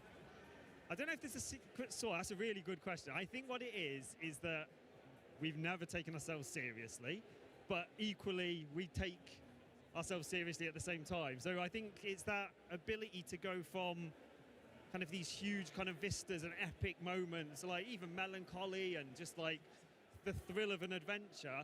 The next thing you know, you're kind of fiving yourself out of a cannon, or, you know, it goes very Monty Python all of a sudden. And I think that's, like, looking at this wall behind us that one of our kind of super fans illustrated for us. A guy called Dustin, and it's just like this beautiful piece. But you can see, like, even in our kind of most serious games, there's those moments of levity, and I think that's Rare's special sauce. Is like, it's quintessentially British, I suppose.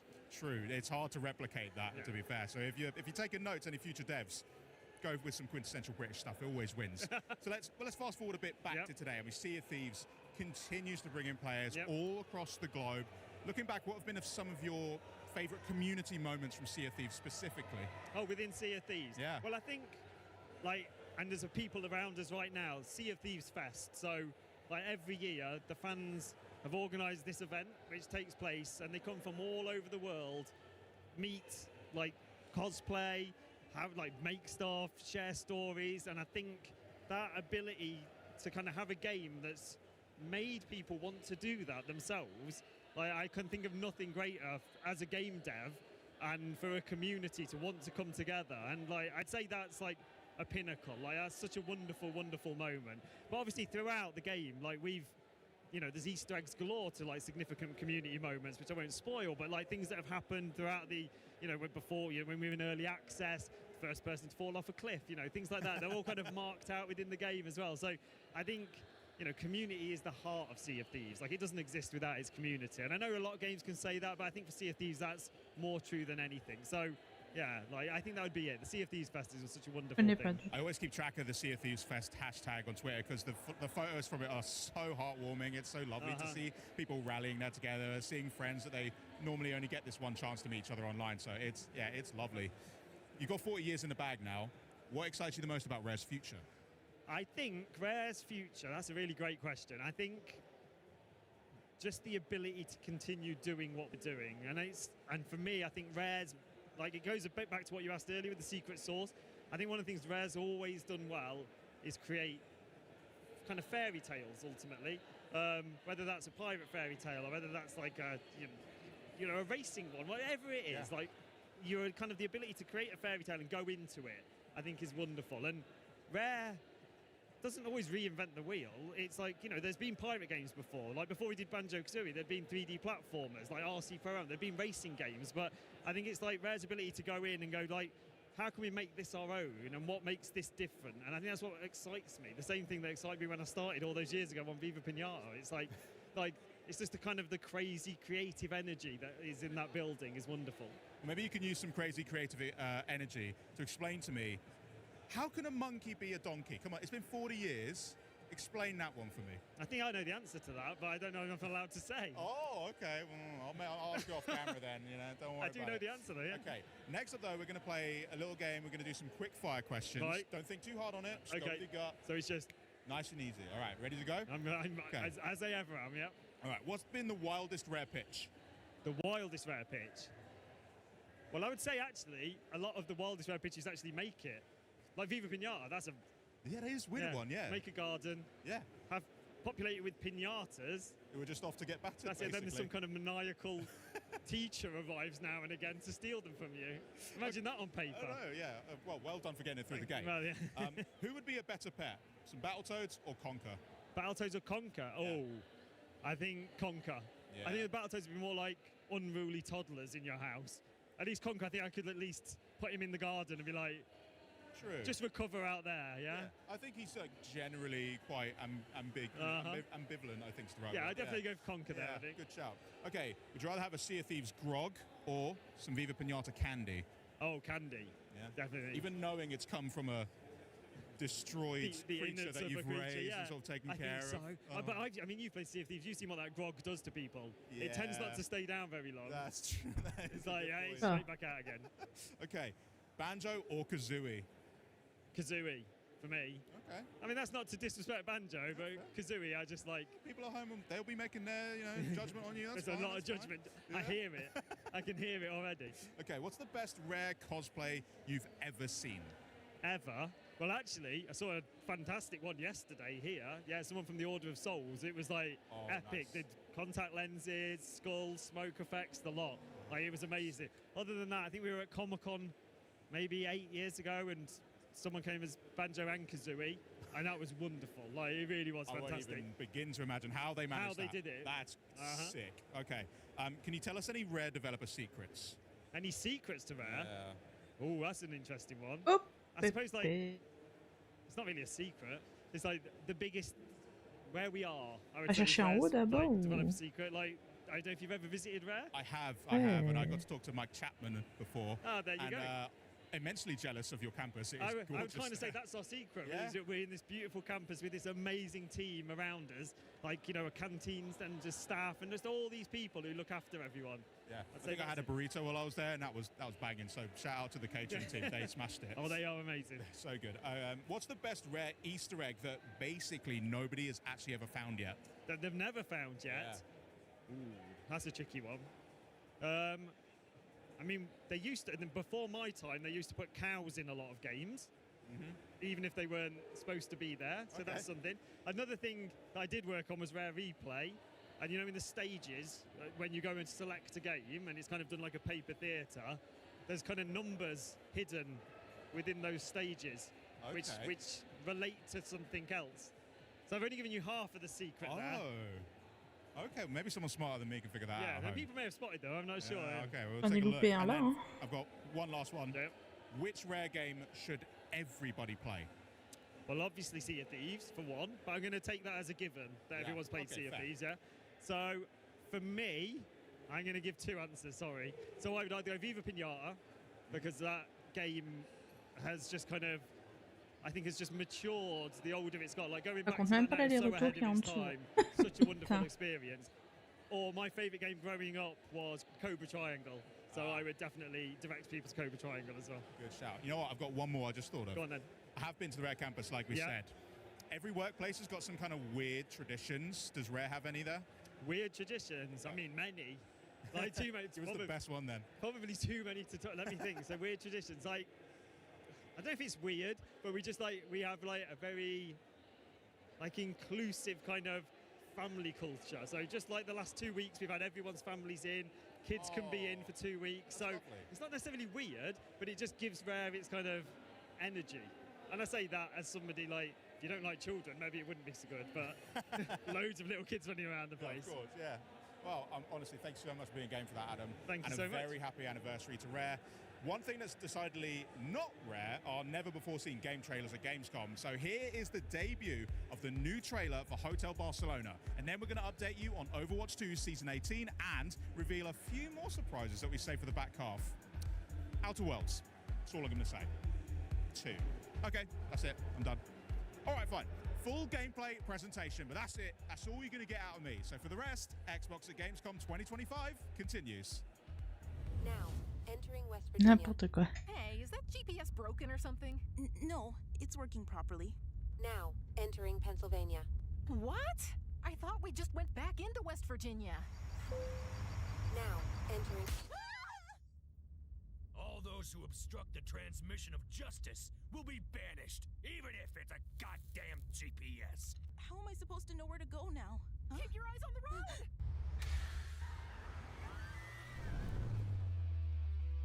Qu'est-ce que c'est que ce jeu?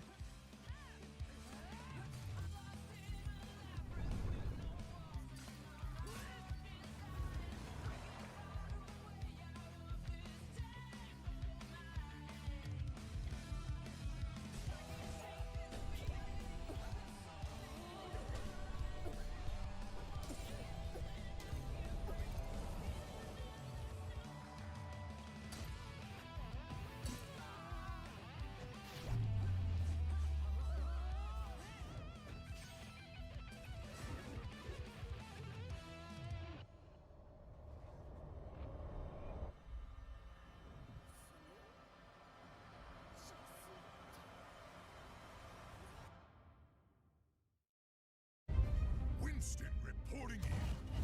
My research shows big changes coming to Stadium. Ooh, I've been waiting for Overwatch Stadium. Ah, peut-être ça. Okay, team, let's jump in.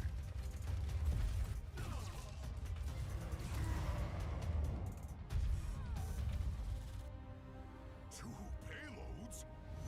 My mind is racing with possibilities.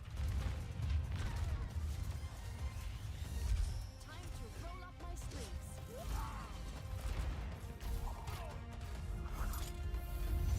Winston! Tracer, glad you could make it.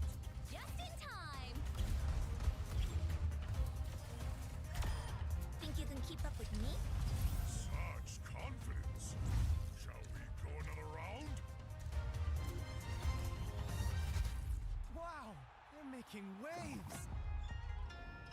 One day, that'll be me. Until then, time to dive back into training.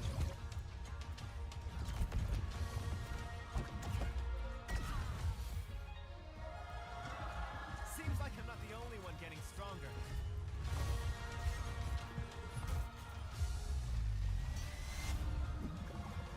Here we go!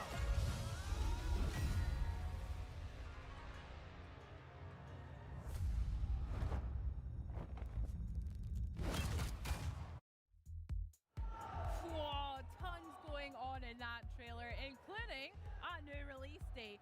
So let's get into all of that with Aaron Keller, game director of Overwatch 2, who's so kind enough to join me today.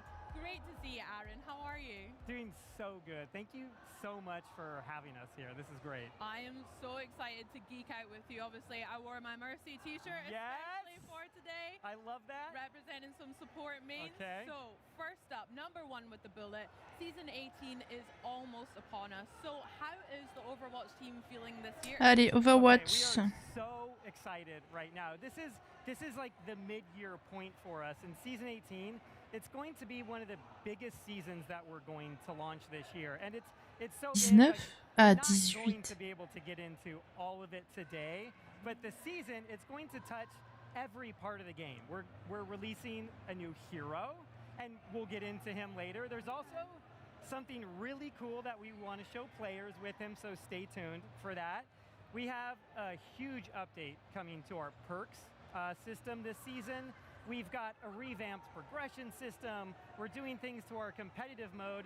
And then we've got just a ton of cool features and content coming to Stadium? Heck yeah. Well, let's start right there because that sounds like a whole lot I want to get into. But Stadium, me and a lot of the Overwatch team, the Xbox on Overwatch fans have been enjoying Stadium so much as well. Our pal Sam is actually just hit Legend rank, so he wanted to flex that as well, if you're impressed by that. I'm impressed. But it's been a massive new mode for you guys as well that was debuted earlier. What's the player feedback been like? For me, it was good, but yeah, how is the team taking that on in Stadium? Yeah, so I mean, we've seen like a huge surge of player excitement as people are jumping into this mode, and I think it's really because Stadium lets you like totally transform your heroes. You put together these builds of hero powers and items, you get new abilities, you get more powerful, and it's all done over the course of a match. And so a lot of people are playing, which means we're getting a lot of feedback too. And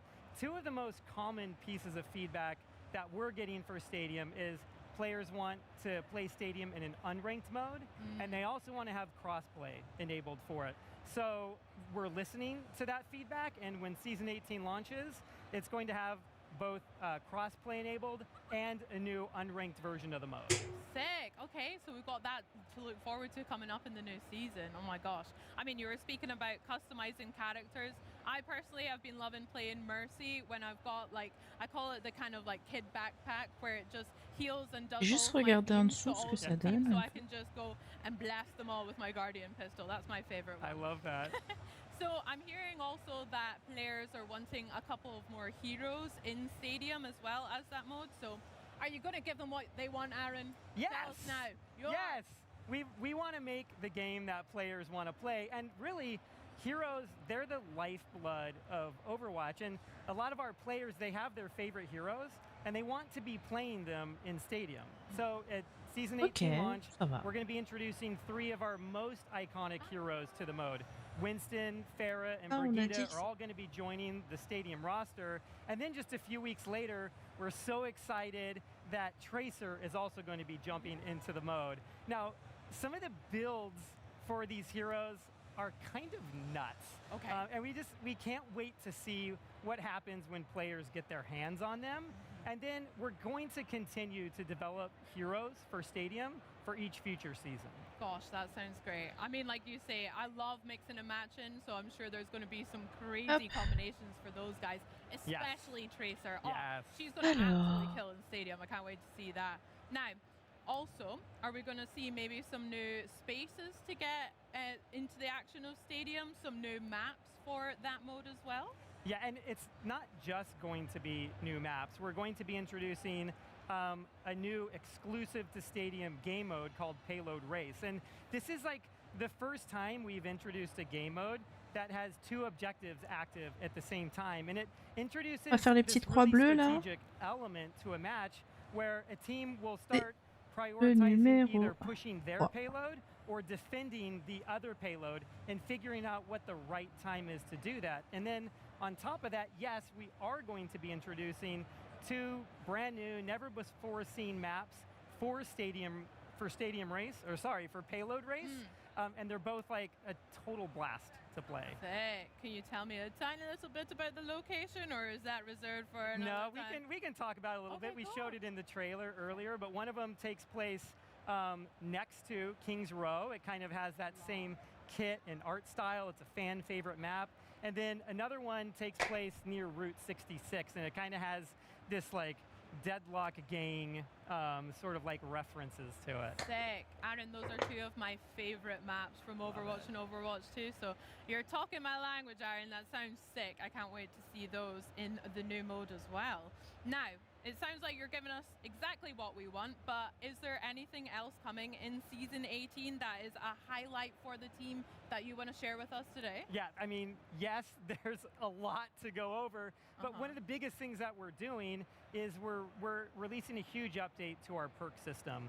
Perks went live earlier this year.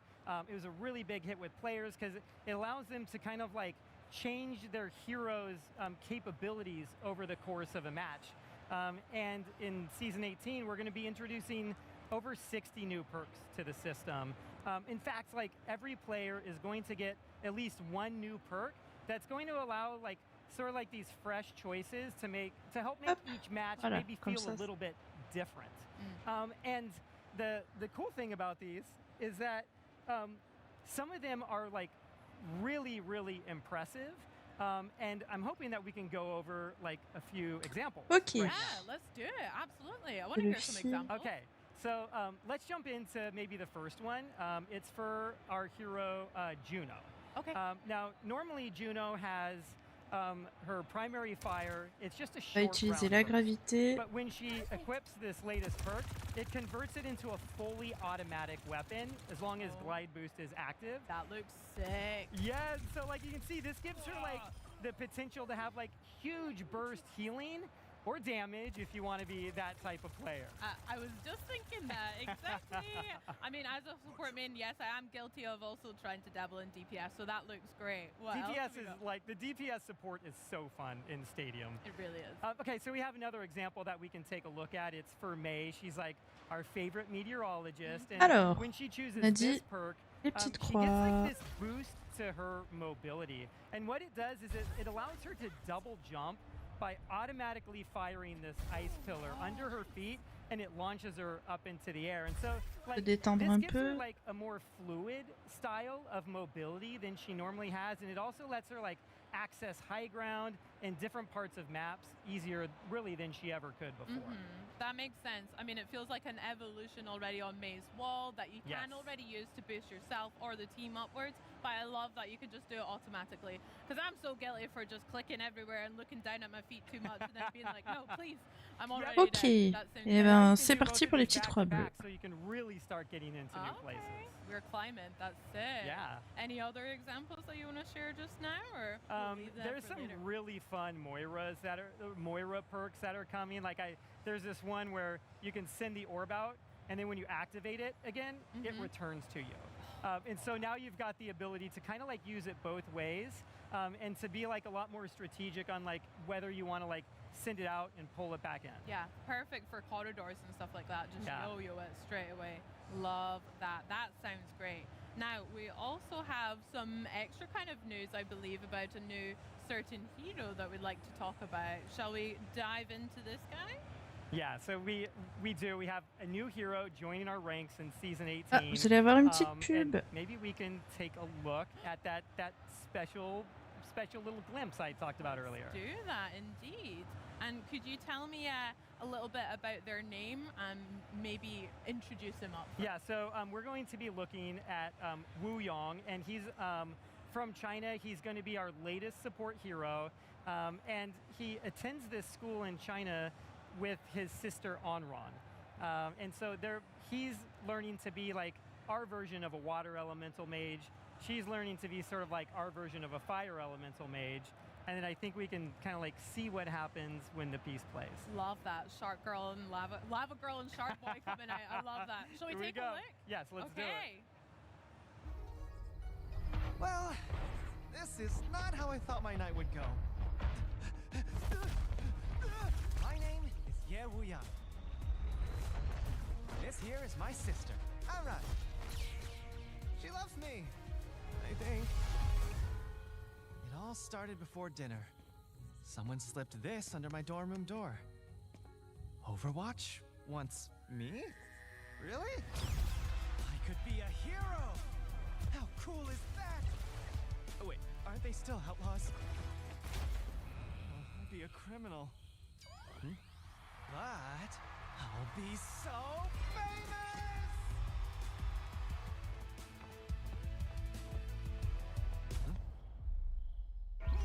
What about Mom and Dad?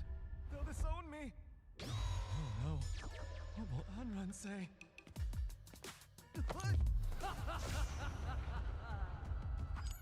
Oh! Anran! Overwatch, huh? Cool. There must have been a mistake. I'm not good enough. I don't deserve that. You were invited to Overwatch, and you don't think you deserve it? You and me, sparring arena, now! But Look, I don't really... What the... Anran! No warm-up? Nobody cares if you're ready. If you can't take me here, won't make it out there. Exactly! Not ready! It should have been you!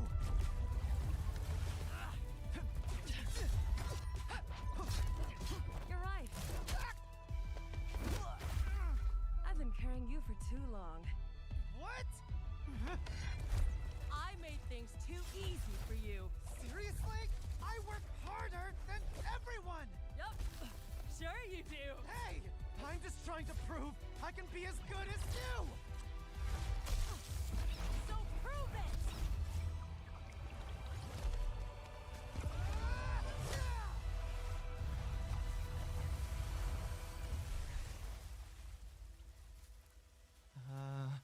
Amran? You okay? I'm so proud of you. Oh. I never want to hear you say you're not good enough again. Because I will literally fight you if you don't go. We literally just fought. I'm gonna miss you, though. Well, maybe not. What? They invited you too? Put me through that! You kidding me? You could have burned me! You know how dangerous fire is! Stop laughing. Oh, Aaron, that was sick! Oh my gosh, I love that. A new sibling dynamic that we get to check out. And Wu Yang, he looks like such a sweetie as well. That was such a cool little insight into a tiny bit of his backlore. But can you tell me a bit more about him as a character, his story, his lore, and maybe a bit about his sister and his family, what we can expect? Yeah, and thank you. I love that piece too. Like, I'm not supposed to do this on camera, but I'm like tearing up a little bit. You know, it's like such a cool sentimental moment between those two siblings. But yeah, so like I mentioned earlier, like Wu Yang, he's sort of like our archetypical like water mage, you know, and Onran is that fire mage, and you can almost see inspiration in their kits from even a game like World of Warcraft. You know, it's just like there's some similar visual elements there, and they both attend this school in China, and they're kind of like both really formidable fighters, and even just recently they managed to repel a null sector attack in China. And this is really why Overwatch wants to recruit them now, and since Overwatch is recruiting them, I have a feeling we'll probably see more of them in future stories. And Wu Yang also, he's going to be our newest support hero. So most of his abilities, they're all based off of water, and I have to make a call out. He has this really over-the-top personality. It's so unique, and a lot of it is based off of or the benefit of like an absolutely incredible voice actor, Howard Wong, who's turned in an incredible performance here. Yeah, absolute legend as well. I can't wait to hear some of the more quips and voice lines that we can expect from Howard. That sounds sick! Now, can we talk a little bit more? He's a support character. Can't wait to try that out. What's going to be his gameplay like? We saw a tiny glimpse there, but can you break it down for me a little? Yeah, definitely. So like I said, a lot of his abilities are based off of water. And so since he is a support hero, one of his primary roles is healing. And the way he heals is he sends out like a channeled beam to teammates, and that will heal them. But what's cool about it is when he turns his attention elsewhere, that aura will stay on that teammate, and it will continue to passively heal them as they're moving around doing other things. He also has this really cool ability where he puts like this torrent of water on his feet and uses it as like this mobility in order to be able to get around a map easier. It gives him a speed boost, and it also like really expands the distance that he can jump, so he can start crossing gaps in maps, or he can use it to get out of a tough situation or to get to an ally to try to save them. He can use his staff, he'll like slam it into the ground to create this wave of water. You saw like a giant version of it in the hero trailer right there, but what that does is it'll knock back enemies, it'll start amplifying healing on all the teammates that you hit with it. And so it's one of those really cool abilities that has multiple purposes, and it gives you a lot of strategy over how you're going to use it and when you're going to use it. Nice. And then, okay, let's talk about his alors. ult a little bit, because his ult is really, really cool. Like, what he does with the ult is Je pense que ça, ce sera almost like a ticking time bomb cool en vrai, style un mechanic on nouveau a teammate perso or even himself if he pour wants Overwatch. to. And what it does is, after a few seconds, it's going to detonate. And when it does, it knocks down any enemies within range, and it also gives the person that was holding it a really big healing boost. And so the cool part about that is because you have that healing boost, you can have the confidence to be kind of aggressive when this is on you. You'll dive into an enemy team knowing that that's going to keep you up, and hopefully you're able to make like that really big play with that ability.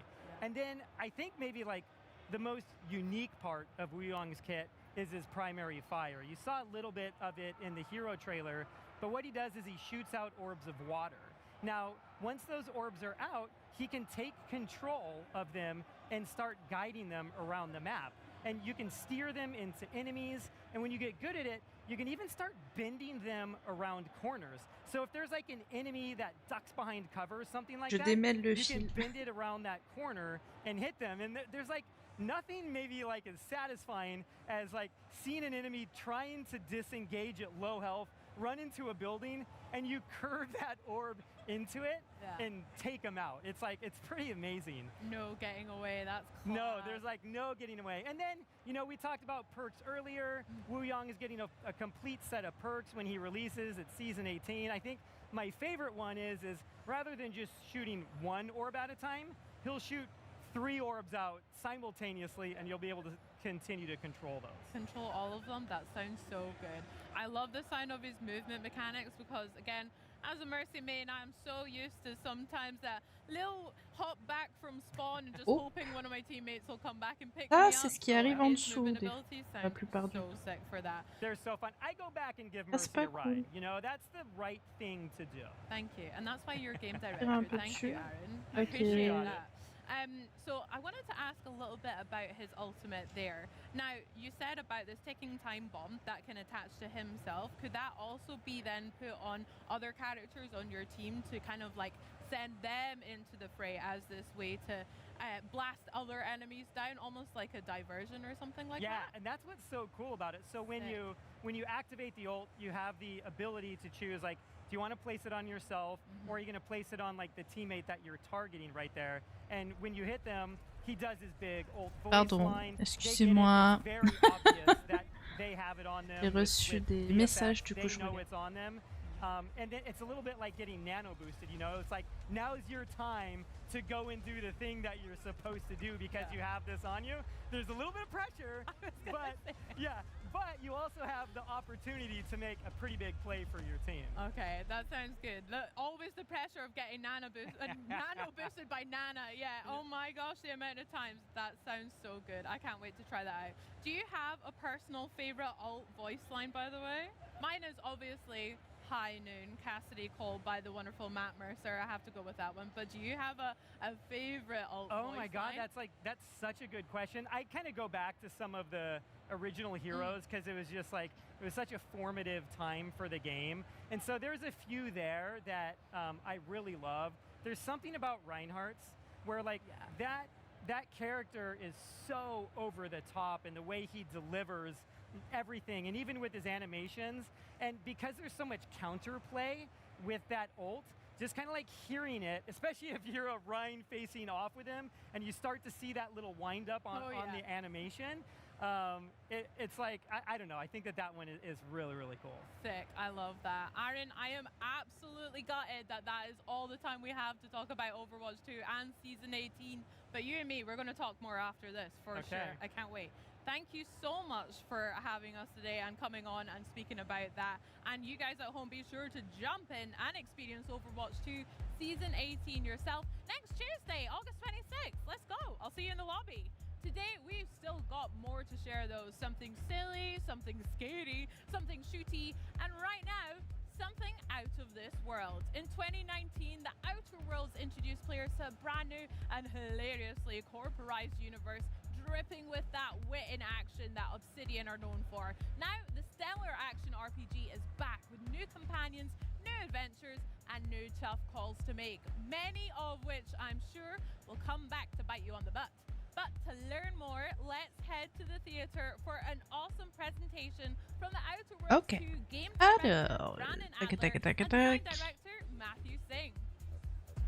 Allez, c'est parti. Hello, my name is Brandon Adler. I am the game director on the Outer Worlds 2, and with me today I have... I'm Matt Singh. I'm the design director on the Outer Worlds 2. And we're really excited. Today we're actually at the Outer Worlds 2 theater at Gamescom, and we're here to take you on a demo of the Tomb of the Matriarch. So why don't we just jump right in? Cool. All right, let's do it. All right, I'm going to set the table real quickly before we really jump into things. So first off, let's go take a look at our companions. So our first companion is Niles. He's an Earth Directorate agent, so he's an agent just like you. He's really handy with a wrench, so he's got great engineering skills, and also he's got great ranged capabilities, so he's really good with ranged damage and whatnot. So we're going to use him like that in this demo. We also have Tristan. So Tristan is a part of the Protectorate. He's an Arbiter.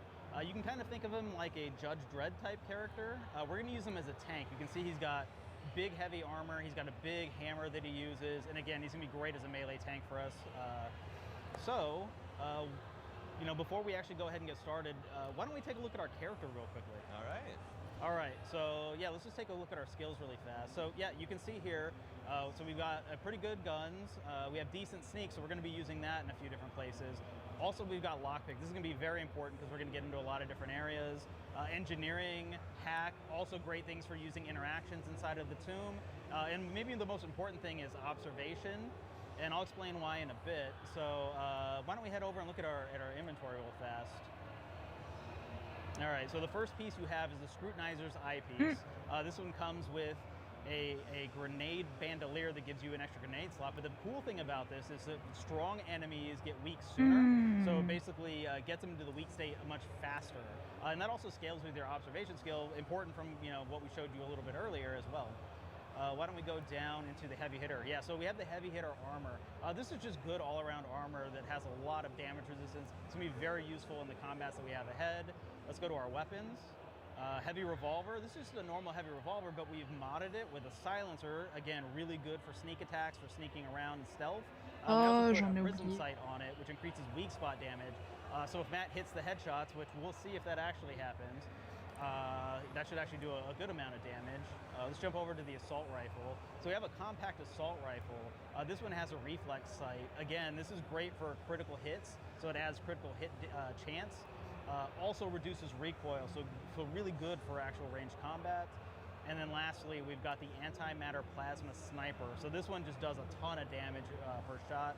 We've added the advanced energy modulator onto it, which reduces ammo costs. That's just going to give us more shots that we can use. So yeah, why don't we go ahead and jump on into the demo. So real quickly, we're going to be heading into the Tomb of the Matriarch. So the reason you're going into the Tomb of the Matriarch is you're actually trying to get into a high security facility elsewhere on Praetor, the world that you're on right now. There's a secret entrance in the Tomb of the Matriarch itself, so we're heading into the tomb. The tomb is a pretty interesting place. Not only is it the resting place for the Matriarch, kind of like a god figure for the Protectorate, but it's also kind of almost like a museum. You get a lot of really cool lore elements in there as well, so we're going to see a lot of that as we play through. Yep, so you can see there it's guarded pretty heavily. Matt's going to have to go ahead and take these guys out. Now I'm going to use this stealth grass to get kind of a strike of opportunity. I'm hidden in the shadows right now, and one thing I'm going to do is I'm actually going to equip my tactical time dilation gadget. So in the Outer Worlds 2, you have a number of different gadgets you can play with. This is actually a returning favorite from the first game where you can slow down time. I'm going to do a stealth attack on this guy, and then I'm going to go to town. Oh, well, he's missing his head. All right. Let's see if we can get in there. One of Matt's favorites. Are you going to be able to shoot it? All right. You had to slow down time to shoot it, though, folks. That's what it's there for. And you can see Tristan's jumping right in there as well. You can take on that melee guy. Okay. Et si jamais je mets... You missed that. Je voudrais tester quelque chose. Give Niles a little bit of help. Yeah. You might want to take out some of the cover too. So something here is we have destructible cover. Taking this stuff out and destroying it means that enemies cannot use that as cover spots. Take this guy's out. Yeah, so there you go. So you can see right there, nice. you're able to knock him out of cover. Just get some free shots on him that way. One guy over here. All right. And that's all cleaned up. Let's go loot the bodies and we'll head inside the tomb. Gotta Gotta get that loot. Gotta get the loot. Truly gotta get the loot. Oh yeah. All right, let's head on in. All right, so here's the Tomb of the Matriarch. Beautiful. You can see here the first thing we see is the Golden Shroud. So the Golden Shroud is a piece of armor that the Sovereigns wear in the Arcadia colony. So this one's under lock and key. But it looks like if we can find the Golden Shroud key, display key, excuse me, we can go and pick that up. So we'll go look for that as we head around the facility looking for the entrance to the other high security facility. Whoa, to have the matriarch taken from us before her time. Actually, the matriarch passed the impressive and venerable. Level up pour Darkside, level 19, GG, merci d'être là. So young! Imagine what glorious inventions she could have conceived of with only a handful more years. All right, so there we can see we have a docent, we have a sentinel that's mourning the matriarch. Looks like we have a panel over there. Why don't we put on our N-ray scanner and take a look through the walls real quick? Oh yeah, that's another really cool gadget we've got. Yeah, so the N-ray scanner is pretty cool. Yeah, so you can see through the walls, so you can actually see some of the wiring that's going on. It makes it really nice when you want to see how everything is connected. So there you can see that panel looks like it's controlling the security system for the tomb room. So I bet you if we interact with that, we can maybe interact with the security system. Yeah, so unfortunately, the way to actually interact with it right now, Hack 9, is a little too high for us, but we do have Hack 5, but to use that, we're also gonna need the Good Subjects Guide to Electrical System. So again, I'm sure that's somewhere in the facility, so why don't we go take a look for that, and then we can head back over here and activate it and see how that works Let's see if we can find it. Yeah, I'm sure we can. See, there's plenty of loot. All right, make sure you loot it though. Be a good RPG player. All right, so here you Bien, can ce see que again j'ai fait, some j'ai of those tiré. more Oh, lore-based faut museum pas elements. faire ça, You see c'est some interdit. murals. You see some vignettes that are set up. Why don't we actually take a look at the Il faut que j'enlève ça. Paf.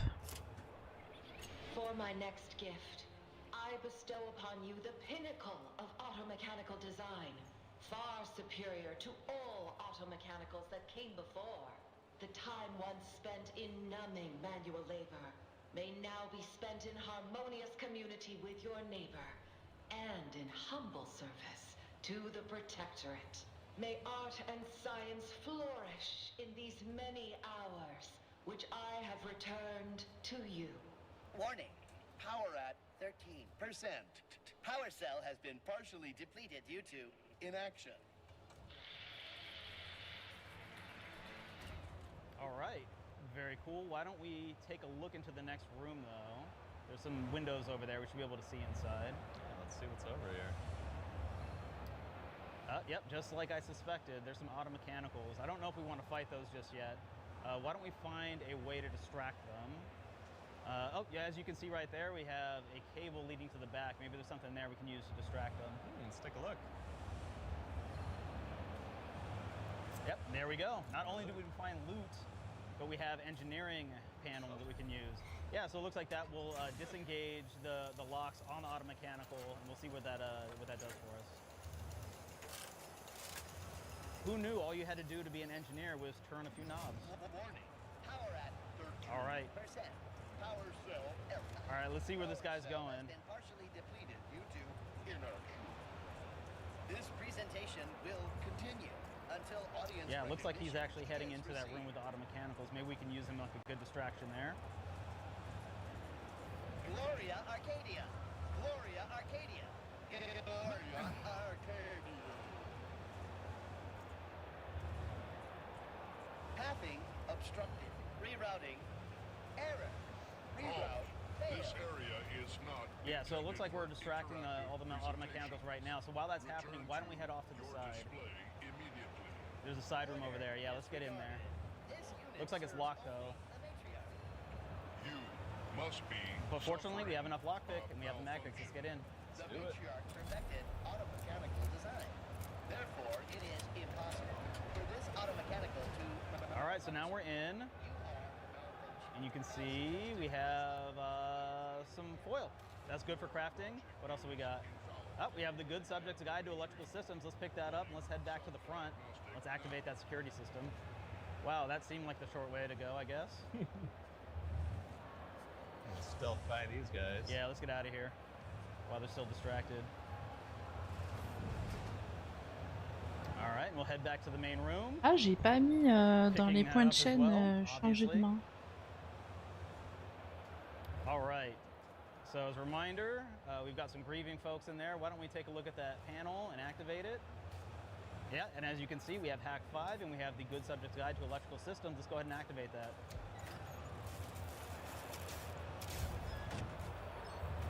Excellent.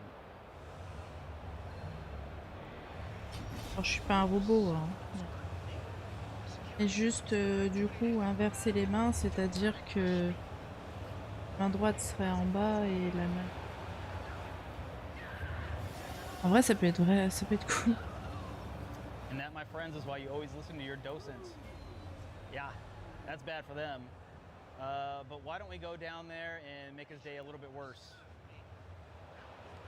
Guaranteed. Qu'est-ce que vous pensez un petit peu de ce jeu-là?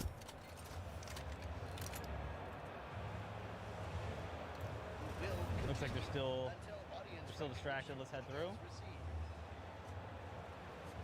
All right, Matt. Let's go ahead. This guy out. Personnellement, je suis pas plus emballé que ça en vrai. What do we got here? What do we got here? Oh, see, we got the golden shroud display key. Alors attendez, que je fasse un étirement de hanche. Why don't we take a look at this tomb though? This is the actual casket Pas of the simple. matriarch, so an extremely important figure.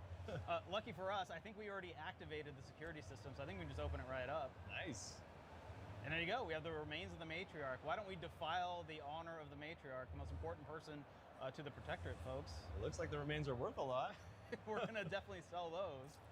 I don't know who's gonna buy them, but they're worth a lot. Est-ce qu'il y en a qui Let's go ahead and take a look around. Still looking for that secret entrance to the top secret facility. Et on a le droit de mettre des livres audibles en live. Est-ce que ça fait partie des trucs de droit d'auteur, ça? C'est rien, je ne sais. And he took out. Yeah, he already took out Tristan really fast. He's taking you out as well. Did you get him? All right, cool. All right. Yeah, auto mechanicals get real nasty when they get into that uranium. Oh, yep, You that's see, it's poisoning you. It's uranium. poisoning you right now. But why don't we take a look around? There's some good stuff to loot here. Oh, that looks All right, sick. so we unlock that with lockpick. Yeah, now that's a pretty nice looking weapon. Let's use that later. Grab the helmet. Again, I'm sure a priceless protectorate artifact. It's over here. That looks like a pitchball card or a tossball card. Nice. So these are pretty cool. You can actually collect these, and if you collect enough of them, you get a cool reward later on if you find the quest. It looks like that one gave me some extra health too. Yeah, I think you're gonna need that. I've seen how you play. All right, why don't we go get that golden shroud though? All right. But looting, of course, first, Yeah, obviously. I don't know why we didn't think of that. So yeah, here's the golden shroud, and we have the key. Let's open it up. All right. Now, Merci d'être présent, c'est gentil. Ça fait plaisir. Yeah, this one's actually really cool. It gives you damage resistance. J'espère que cette conférence Xbox But it'll cost you bits. beaucoup mieux qu'hier déjà. So it's costly, but it can be really effective. Yeah, pretty good for a monarch. De mon point de vue, hein. Après, je trouve que la Gamescom cette année, c'est un petit. Enfin, cette année. C'est-à-dire c'est là pour on va dire la Gamescom estivale. Un peu. Je sais pas, je m'attendais peut-être à un peu plus de jeux. All right. Yeah, there you go. It looks like that heads to the facility. De jeux plus quoi. Il y a quelques-uns, mais à part des DLC. appreciate you guys sticking with us and watching everything. Aussi impressionnant The que Outer l'année Worlds 2 dernière. actually comes out on October 29th. You can pre-order that right now, and have a great Gamescom, and thanks for being with us. Of all the amazing stuff happening at Gamescom this year, obviously a pretty big standout is the upcoming release of the ROG Xbox Ally and Ally X, Xbox's very first handhelds, dropping on October 16th. Yesterday, my best friend Henry got to sit down with some of the Ally team and get hands-on with it for the very first time. I know, I'm jealous as well, but let's check out that demo one more time. Show me how you turn on one of these things. Yeah, so one thing that's great is there's a fingerprint reader on the power button, but as Dom mentioned, we made a lot of improvements in Windows to help add gamepad navigation across the device. So I can Super, press ce A que j'ai to loupé dismiss the hier. lock screen, Parfait. and I can navigate all elements that I would expect to with a gamepad. One of the features I really love is that we've added gamepad indicators to the pin pad. So if you're familiar with them on console, you'll be able to enter your pin or have your own kind of combination that you would have to put in your password quickly. You can also use directional navigation, and we really want to give the flexibility to the players of how they want to get into their gaming session. Cool. So I'm not going to peek at your pin, don't worry. No one's going to look like what the that's pin your is. device. I'll get my own later, don't worry. Yeah. So I'm going to quickly put in a pin for this device, and you'll boot right into the Xbox app. Cool. And what's the first thing we're kind of seeing here? Yeah, this is that Xbox full screen experience. Alors, présentation de la It's really tailored for gamepad navigation, Xbox or the handheld roguelite. screen, and again, it doesn't even load those processes that aren't required for gaming. In some of our initial estimates, this shows an estimated 2 gigabytes of savings in memory, which can all go back to your games, which means faster startup times and less idle power draw. Absolutely. I mean, that was super snappy just to get into that. I mean, super cool. And I've got to say, big compliments on the library that I can already see. Why don't you run us through a bit of this experience as well? One of the buttons that we've added on this device is a library button, so you can push that and it'll take you right to your library. Dom mentioned about the aggregated library. You'll see these new indicators across the thing. So, hey, these are my games from the Game Pass entitlement. These are the ones installed from other storefronts. And we really want to make sure that when people play a game in the library, they know what save they're doing it. You might be like me and you own the same game across multiple storefronts. Your save files are so important. I'm very guilty of that. And so you want to make sure that when you launch your game, you know where it's coming from, and you're able to kind of get that jump back in where you expect. Amazing. Can you launch up a game for us? I'm going to let you choose. Yeah, so let's launch up Gears of War. Good. You can see that the bootloader that we have launches full screen. Attends, je rêve ou elle peut y jouer pour le retransmettre sur un PC? Mais non.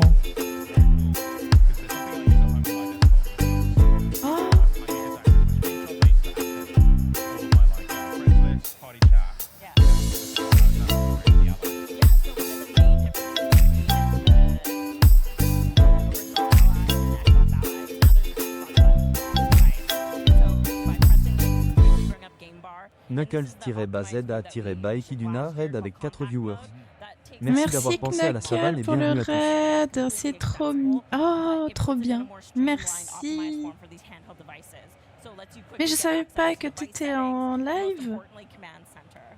Tu nous as fait quoi? Instead of having multiple overlays that you're juggling, it's all in one overlay and it's all in game bar, and so you can get access to some of those awesome AMD features as well as the Asus features that you've been known for before to be able to navigate those. Que ça marche ou ça marche toujours pas mon truc là. As a person who is already a multi-device user, it does instantly feel quite familiar as well. Like across my console or my PC, I'm kind of getting this very Lord of Fallen. Wow. So we could jump back into Gears of War, but we know this is a fully fledged Windows device. Yes. What else can you do with it? Are there other apps that you can use? Yeah, so one of my favorite features is we've added a new custom task switching view. So by long pressing on the Xbox button, you'll get this new experience where you can quickly bumper between existing applications as well as go to the Windows desktop to kind of tweak something that you can't do easily.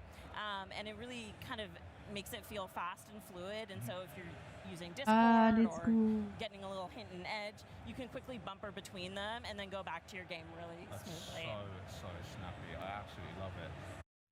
Oh, well, what do you think of Ah, n'hésitez pas à appuyer sur le petit cœur pour aller suivre Knuckle.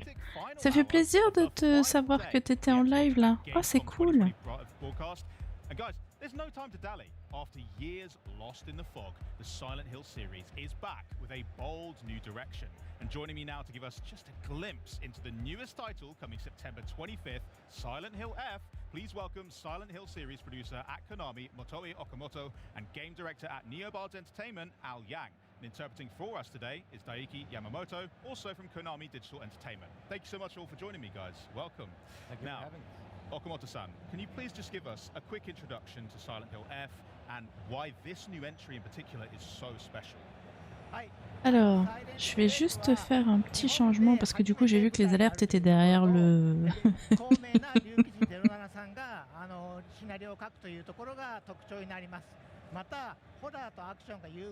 On va les mettre là. So, what makes Silent Hill F stand out is that this is the first ever game to take place in Japan, and we also have enlisted Là, c'est bien là. Hop. Ryukishi07 as the scriptwriter for the game. Voilà. Another important aspect is that Et parce qu'en fait j'ai changé un petit peu la mise en place par rapport au fait que je diffuse les vidéos et ben voilà, j'ai oublié de transvaser les alertes. C'est cool. Ah, je suis super contente. Eh ben franchement, ah, ça fait plaisir. Et ça va, tu t'es amusé, ouais? T'as pas trop ragé?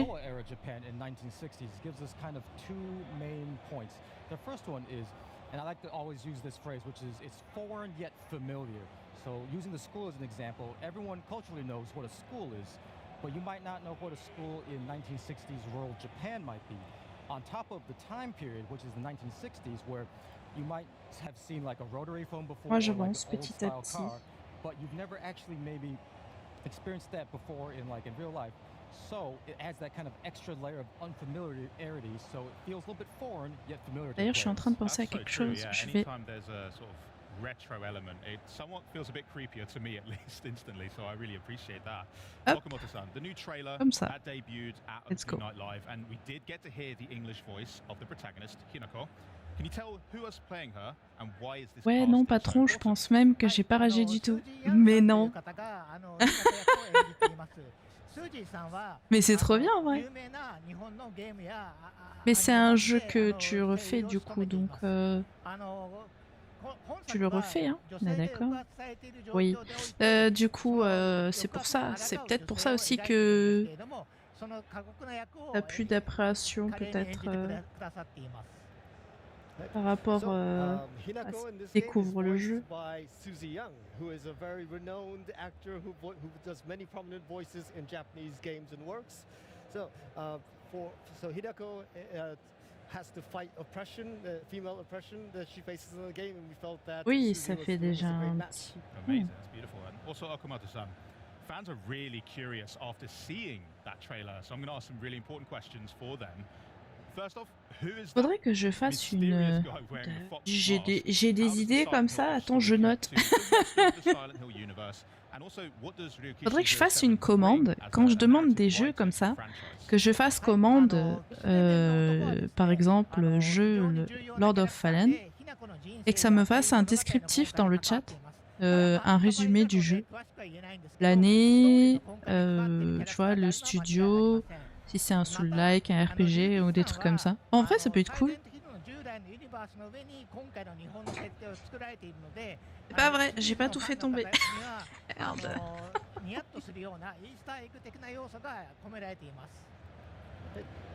So, the man in the fox flûte. is a very Donnez-moi un important stylo. person to both the plot and to Hinako's life in general, but we won't delve into too many details because we don't want to spoil everything for you. C'est parce que j'ai tout fait tomber. Voilà, donc j'ai tout ramassé. Donc je note juste la petite idée que je viens d'avoir.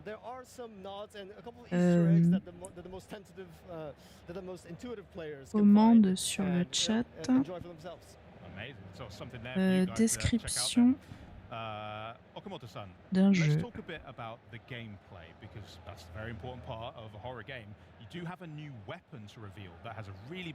En donnant le titre. En vrai, ça peut être cool. Ouh là là.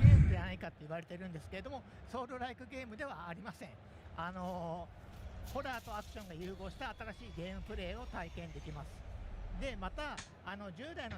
le bordel, voilà, c'est le bordel, faut que je range. C'est la vie.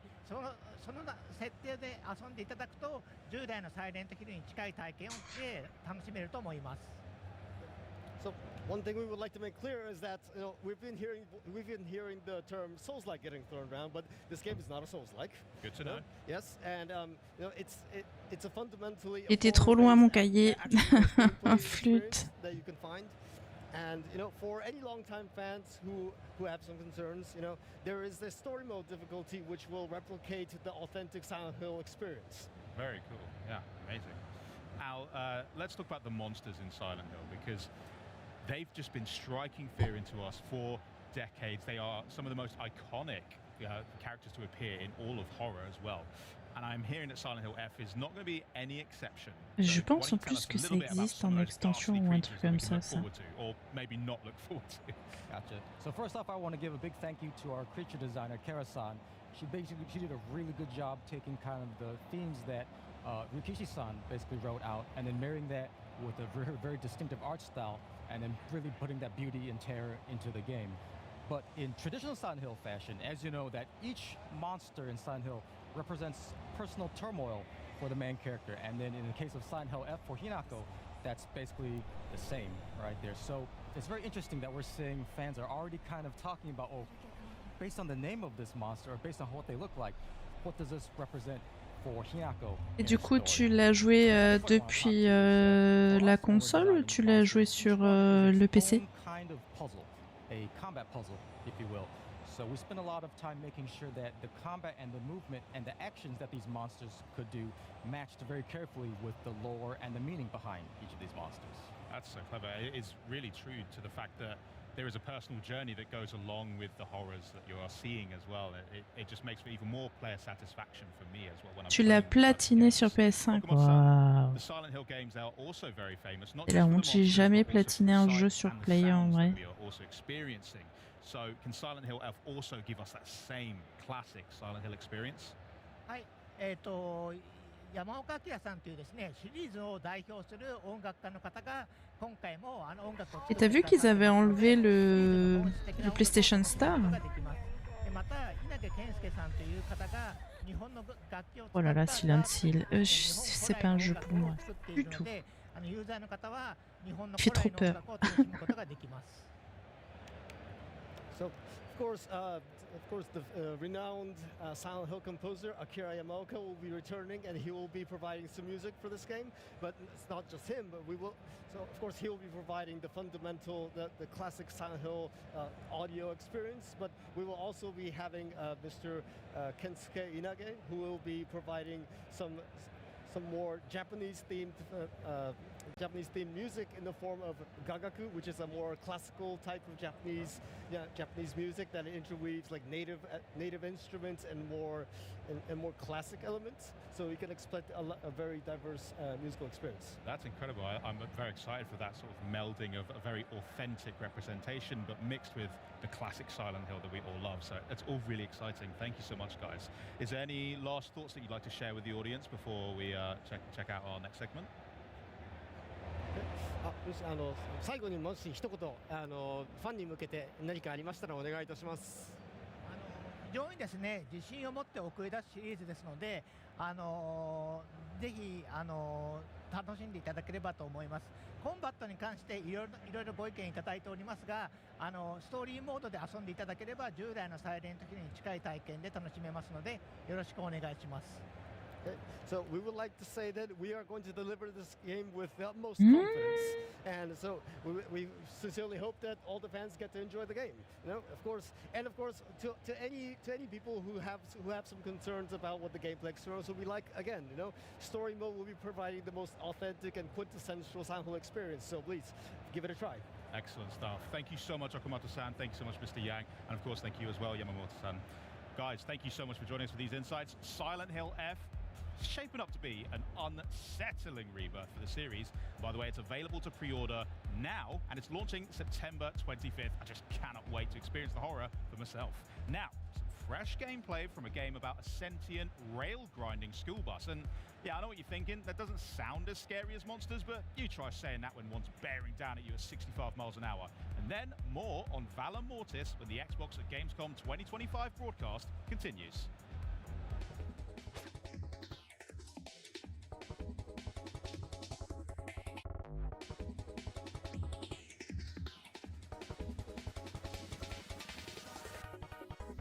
Spécial, je dirais. Waouh.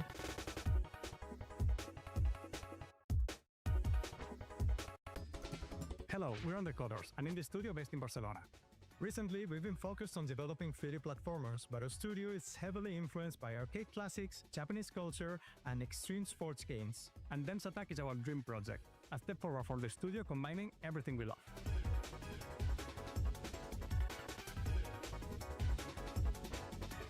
In Dense Attack, you'll discover a not-so-distant future Japan in which local railways have been abandoned and are now used by underground gangs to compete in illegal contests of train acrobatics. You'll have to rack up points by chaining tricks, explore huge levels, race against rival crews, and uncover a wild story as you travel through Japan taking the railways back. Il y a des jeux vraiment... We are making a game that is not just about what you do, but how you do it. It's expressive, stylish, and totally up to you. Pas pour tout le monde, problème. From our first trips in the late 90s, we've been obsessed by traveling across Japan by train and being able to dive into the local culture, getting to know the architecture, the landscapes, the folklore. And we're always captivated by the sheer contrast of their peaceful countryside and the high energy of its huge cities, which somehow feels connected and part of the same cultural rhythm. It's a never-ending source of inspiration that has been fueling our creative energy throughout all the years and has now materialized in Dense Attack. On your adventure, you'll find a variety of challenges to move forward, from trip-pack arenas to compete for high scores, to objective-based exploration levels, and even racing circuits. The world is packed with a bunch of unique characters from different gangs and personalities that you will have to face on your journey through Japan. And with every new challenge, you will grow as a Dense Attacker and further add to the chaos. We've handcrafted every stage from the ground up, pulling from real-world locations to make every landscape different but recognizable. You will go really fast, but if you look closely, you'll catch references to every corner of Japanese culture. You'll be fighting wild boss battles against gang leaders, which will test everything that you've learned. These are always full of surprises. You'll never know what secret technique your rival hides, so you'll have to get creative to overcome them with your train. They're a mix of spectacle, personality, and challenge that one could expect for an anime-style showdown mid-game. Dense Attack is a love letter to anime, skate games, and Japan's iconic train system. If you like Jet Set Radio, Tony Hawk, or Dense to Go, you can't miss this train. Pun intended. Wishlist now. We can't wait to show you more.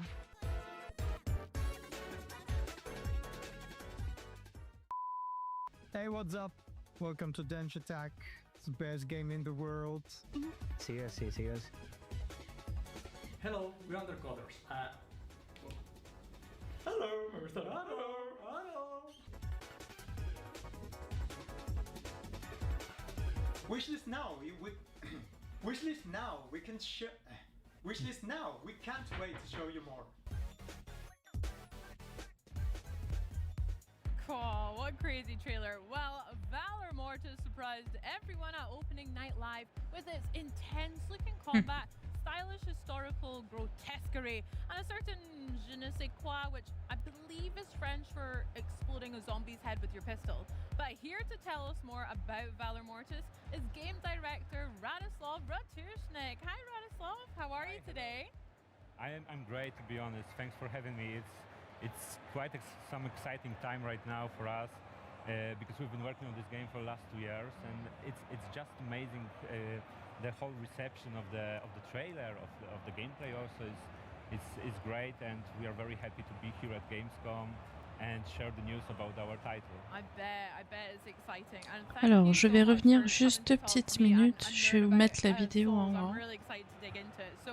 You did just reveal Je the reviens game at dans opening night live here at Gamescom. You've got playable demos, the booth, and things like that. It's a very exciting time. How's that been for you personally and the team?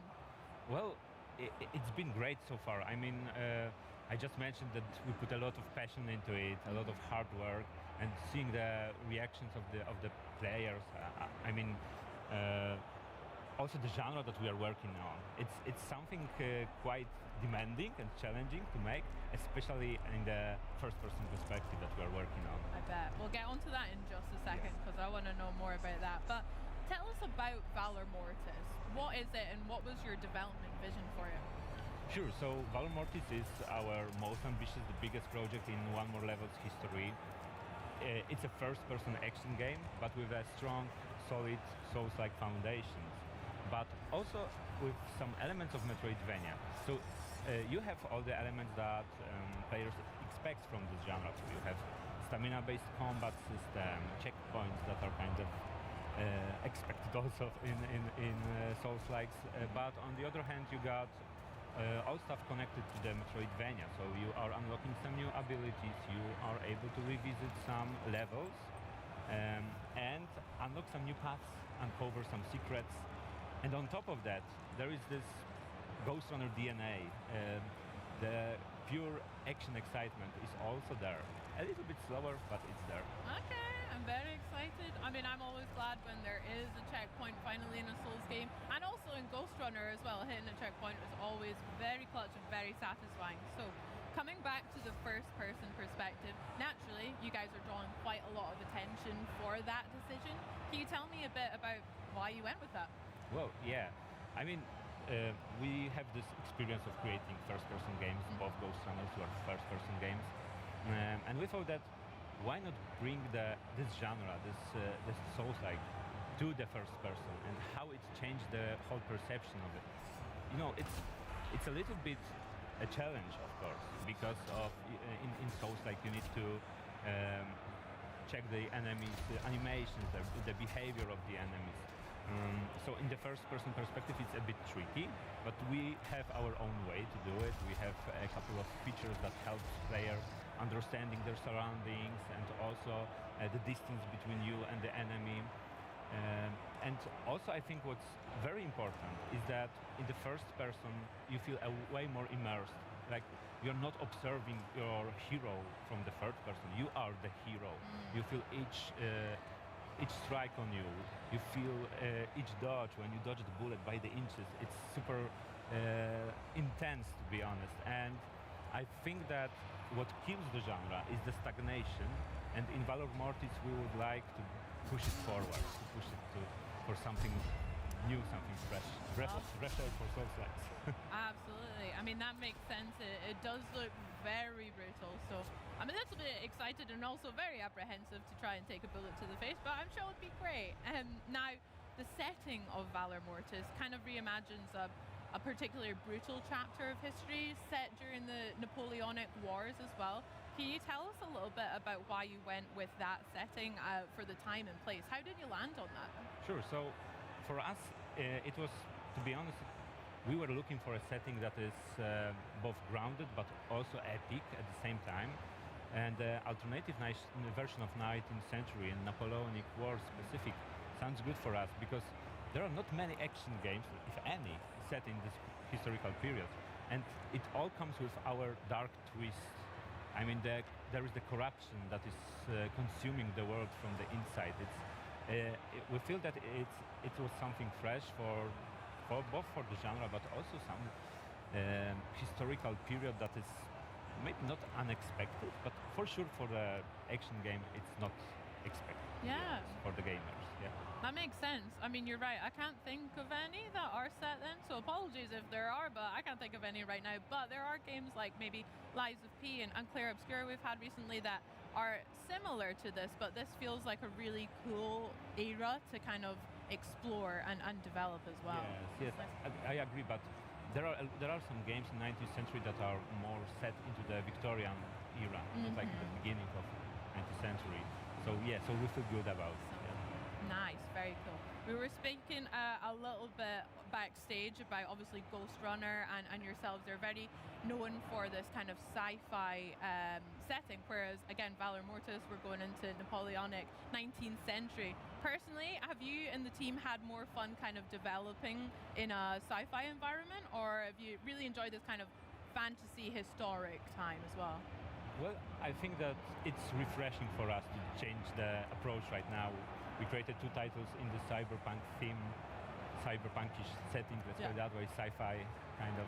And now, it's more grounded, more historical, but also with this horror aspects that are visible there, and it's great. It's something fresh for us, and we feel good about it also. Yeah, we saw some horrors for sure in the trailer. And speaking about horrors, we've got the kind of backdrop of war and the horrors that entail with that. So a very real idea of horror mixed in with other fantasy parts. But Valor Mortis looks like it leans into that for sure. And what is the idea of war that you guys are exploring here? Is it just kind of to be killed or to kill, or are you going a little deeper with the thinking in that? Yeah, it's deeper. I mean, it's the horrors of war in general are the main theme for this game, but also there is more than that. We have the message in the game that there are no true winners in war because everyone loses something, either their lives or maybe their humanity. And in Valor Mortis you have this physical horror of confronting these abominations, but also you have this more psychological aspect where you are a witness of some nightmarish things that are happening during the war. You play as a soldier, as a young British soldier who joined the Napoleon because of the ideals that that Napoleon stood for. And quite fast, our hero needs to reconsider his actions and his approach there, because there is this thing that this corruption is also touching our hero and changes him quite a bit, to be honest. Yeah, it looked like it. Let's talk a little bit about that, because we saw some fleshy lumps and maybe some deadly mutants, and I don't think history actually included those in the Napoleonic Wars, but Valor Mortis certainly does. So can you tell us a little bit about the source of these antique abominations? That's right. So the source of it is called neptoglobin. It's this enigmatic essence, almost living essence that is consuming the world from the inside. And Napoleonic forces encountered this essence when they were pushing east, basically. So Heureux, je suis revenu. Alors. It works like that. When it touches anything, when it touches the human being, like the soldier, for example, they are turned into some fanatical monsters. The animals can be also turned into some twisted predators, and the ground itself is also diseased somehow. So je vais pas tarder, je pense, à couper. Within yourself and all around you as well. That's crazy. I mean, in some of the clips we've seen, I noticed that some of your own guys, it seemed, guys in the same uniform, are kind of turning on you as well. So is that kind of a battle that we'll have to deal with as well? Unfortunately, yes. I mean, bah voilà, tout ce que je voulais voir, je suis en train de le louper. In our demo, you also fight against one of these guys, and they are wearing the same colors, they are fighting under the same banner, but when you approach them, they will show no mercy to you. So they are elite soldiers they are masters of the saber, so it's like a fencing duel that you have fighting against them.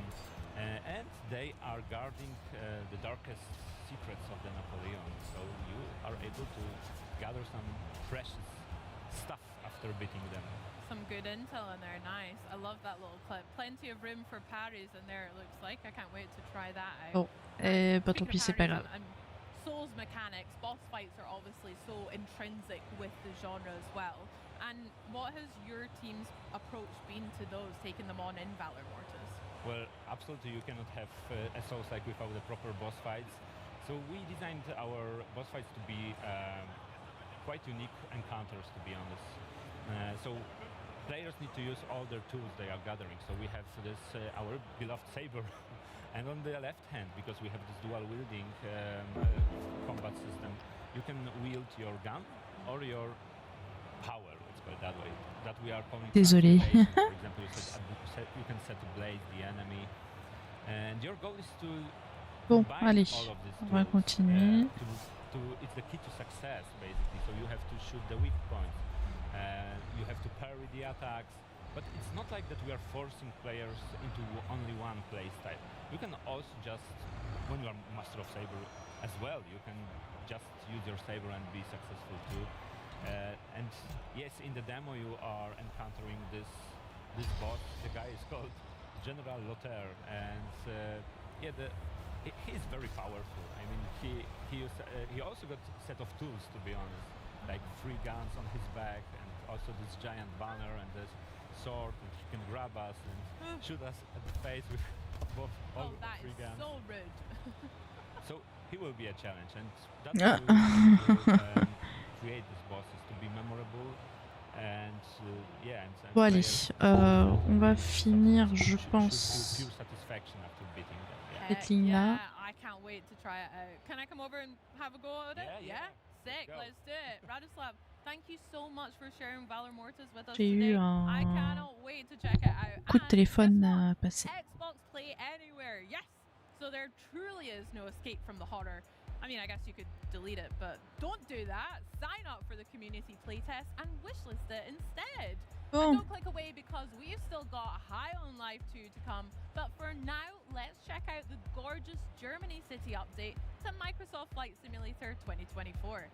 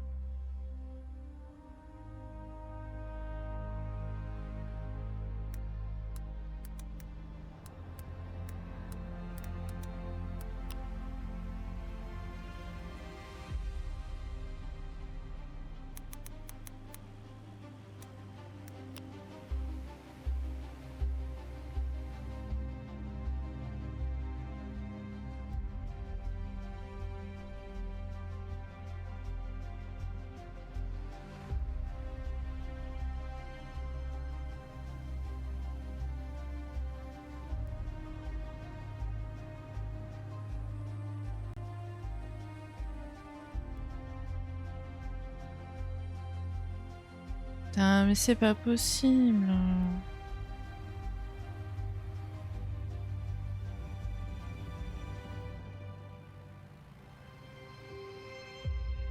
J'arrive pas à trouver ce que je veux. Ça m'agace.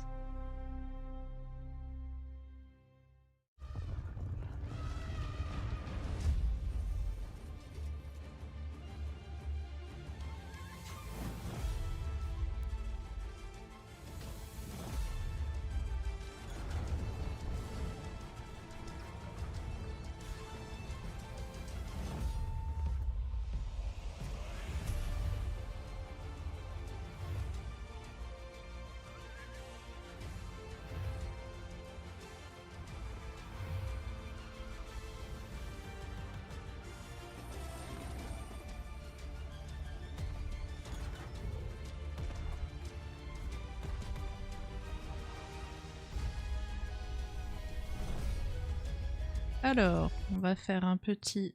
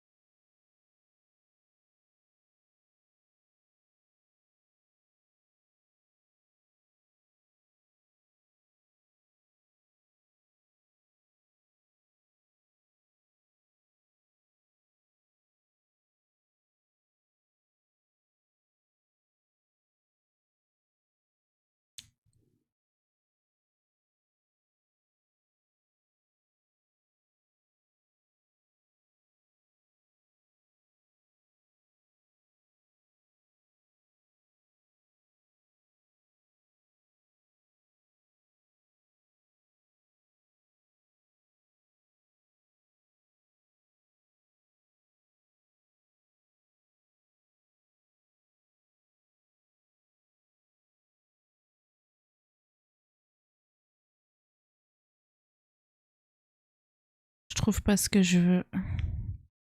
C'est pas grave.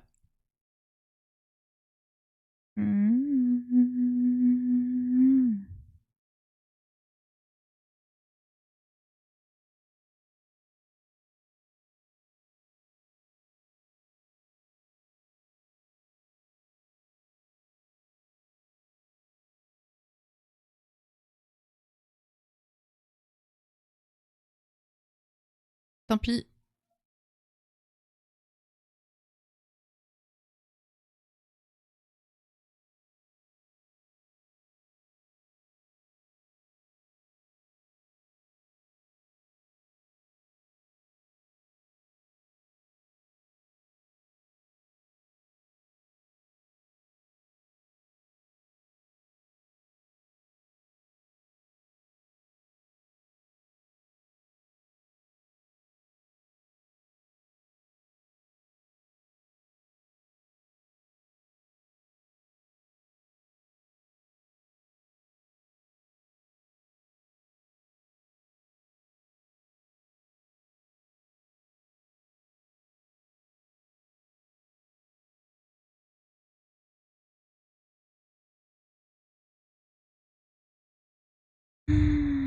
C'est bon, j'ai trouvé ce que je voulais. Du coup...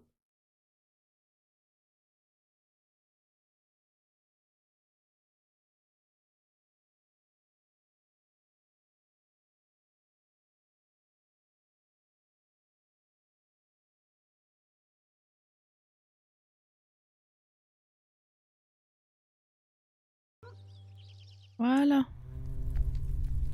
On est bon. King Nevesk, your reign was bloody, oppressive, and unjust. Brought to an end when you were summoned to the city of Strata, under the guise of a meeting of state, as you feasted in Strata's great hall amongst familiar company. C'est la présentation du coup des jeux indés. Voilà, normalement j'aurais dû avoir une notif, je l'ai pas eu. Yet, Pas grave. by the loyalty of your guards alone, did you manage a miraculous escape? Strata now hunts you, their wounded prey. With your death, your On va y arriver, hein. will end fruitlessly. You must recruit, barter, and learn.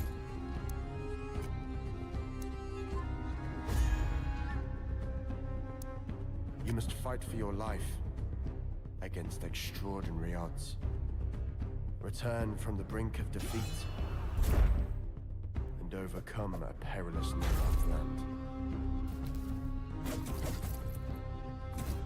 You must face the weight of your past transgressions in order to journey to your home of Rudon, lest you perish, lost in the open.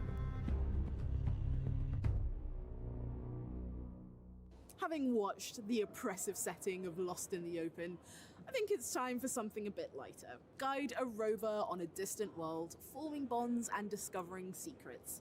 Then, dive into a countryside where daytime chores and nighttime dreams blend into something magical.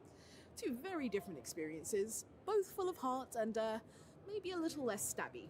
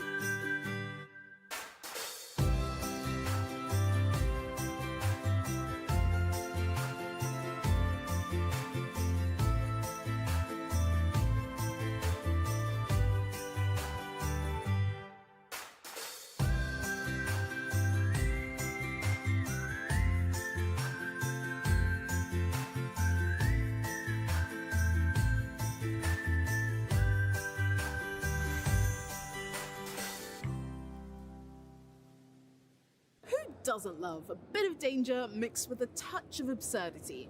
In our next trailers, you can expect mysterious dungeons, unpredictable challenges, and a hint of managerial madness. What is this? As I said, you are in the Orcosphere, at the bottom of the deepest level of the shaft. Not everyone will be happy about your arrival down here. The people up there are sometimes quite, let's say, unbalanced.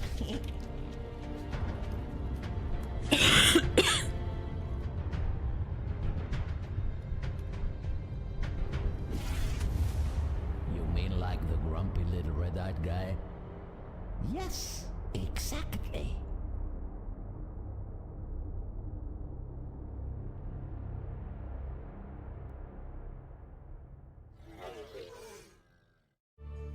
Here we are, your first world to redeem for me.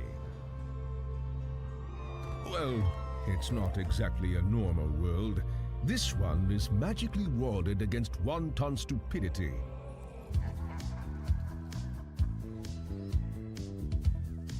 Whoa, take it easy! Welcome to Hell Inc., Administrator.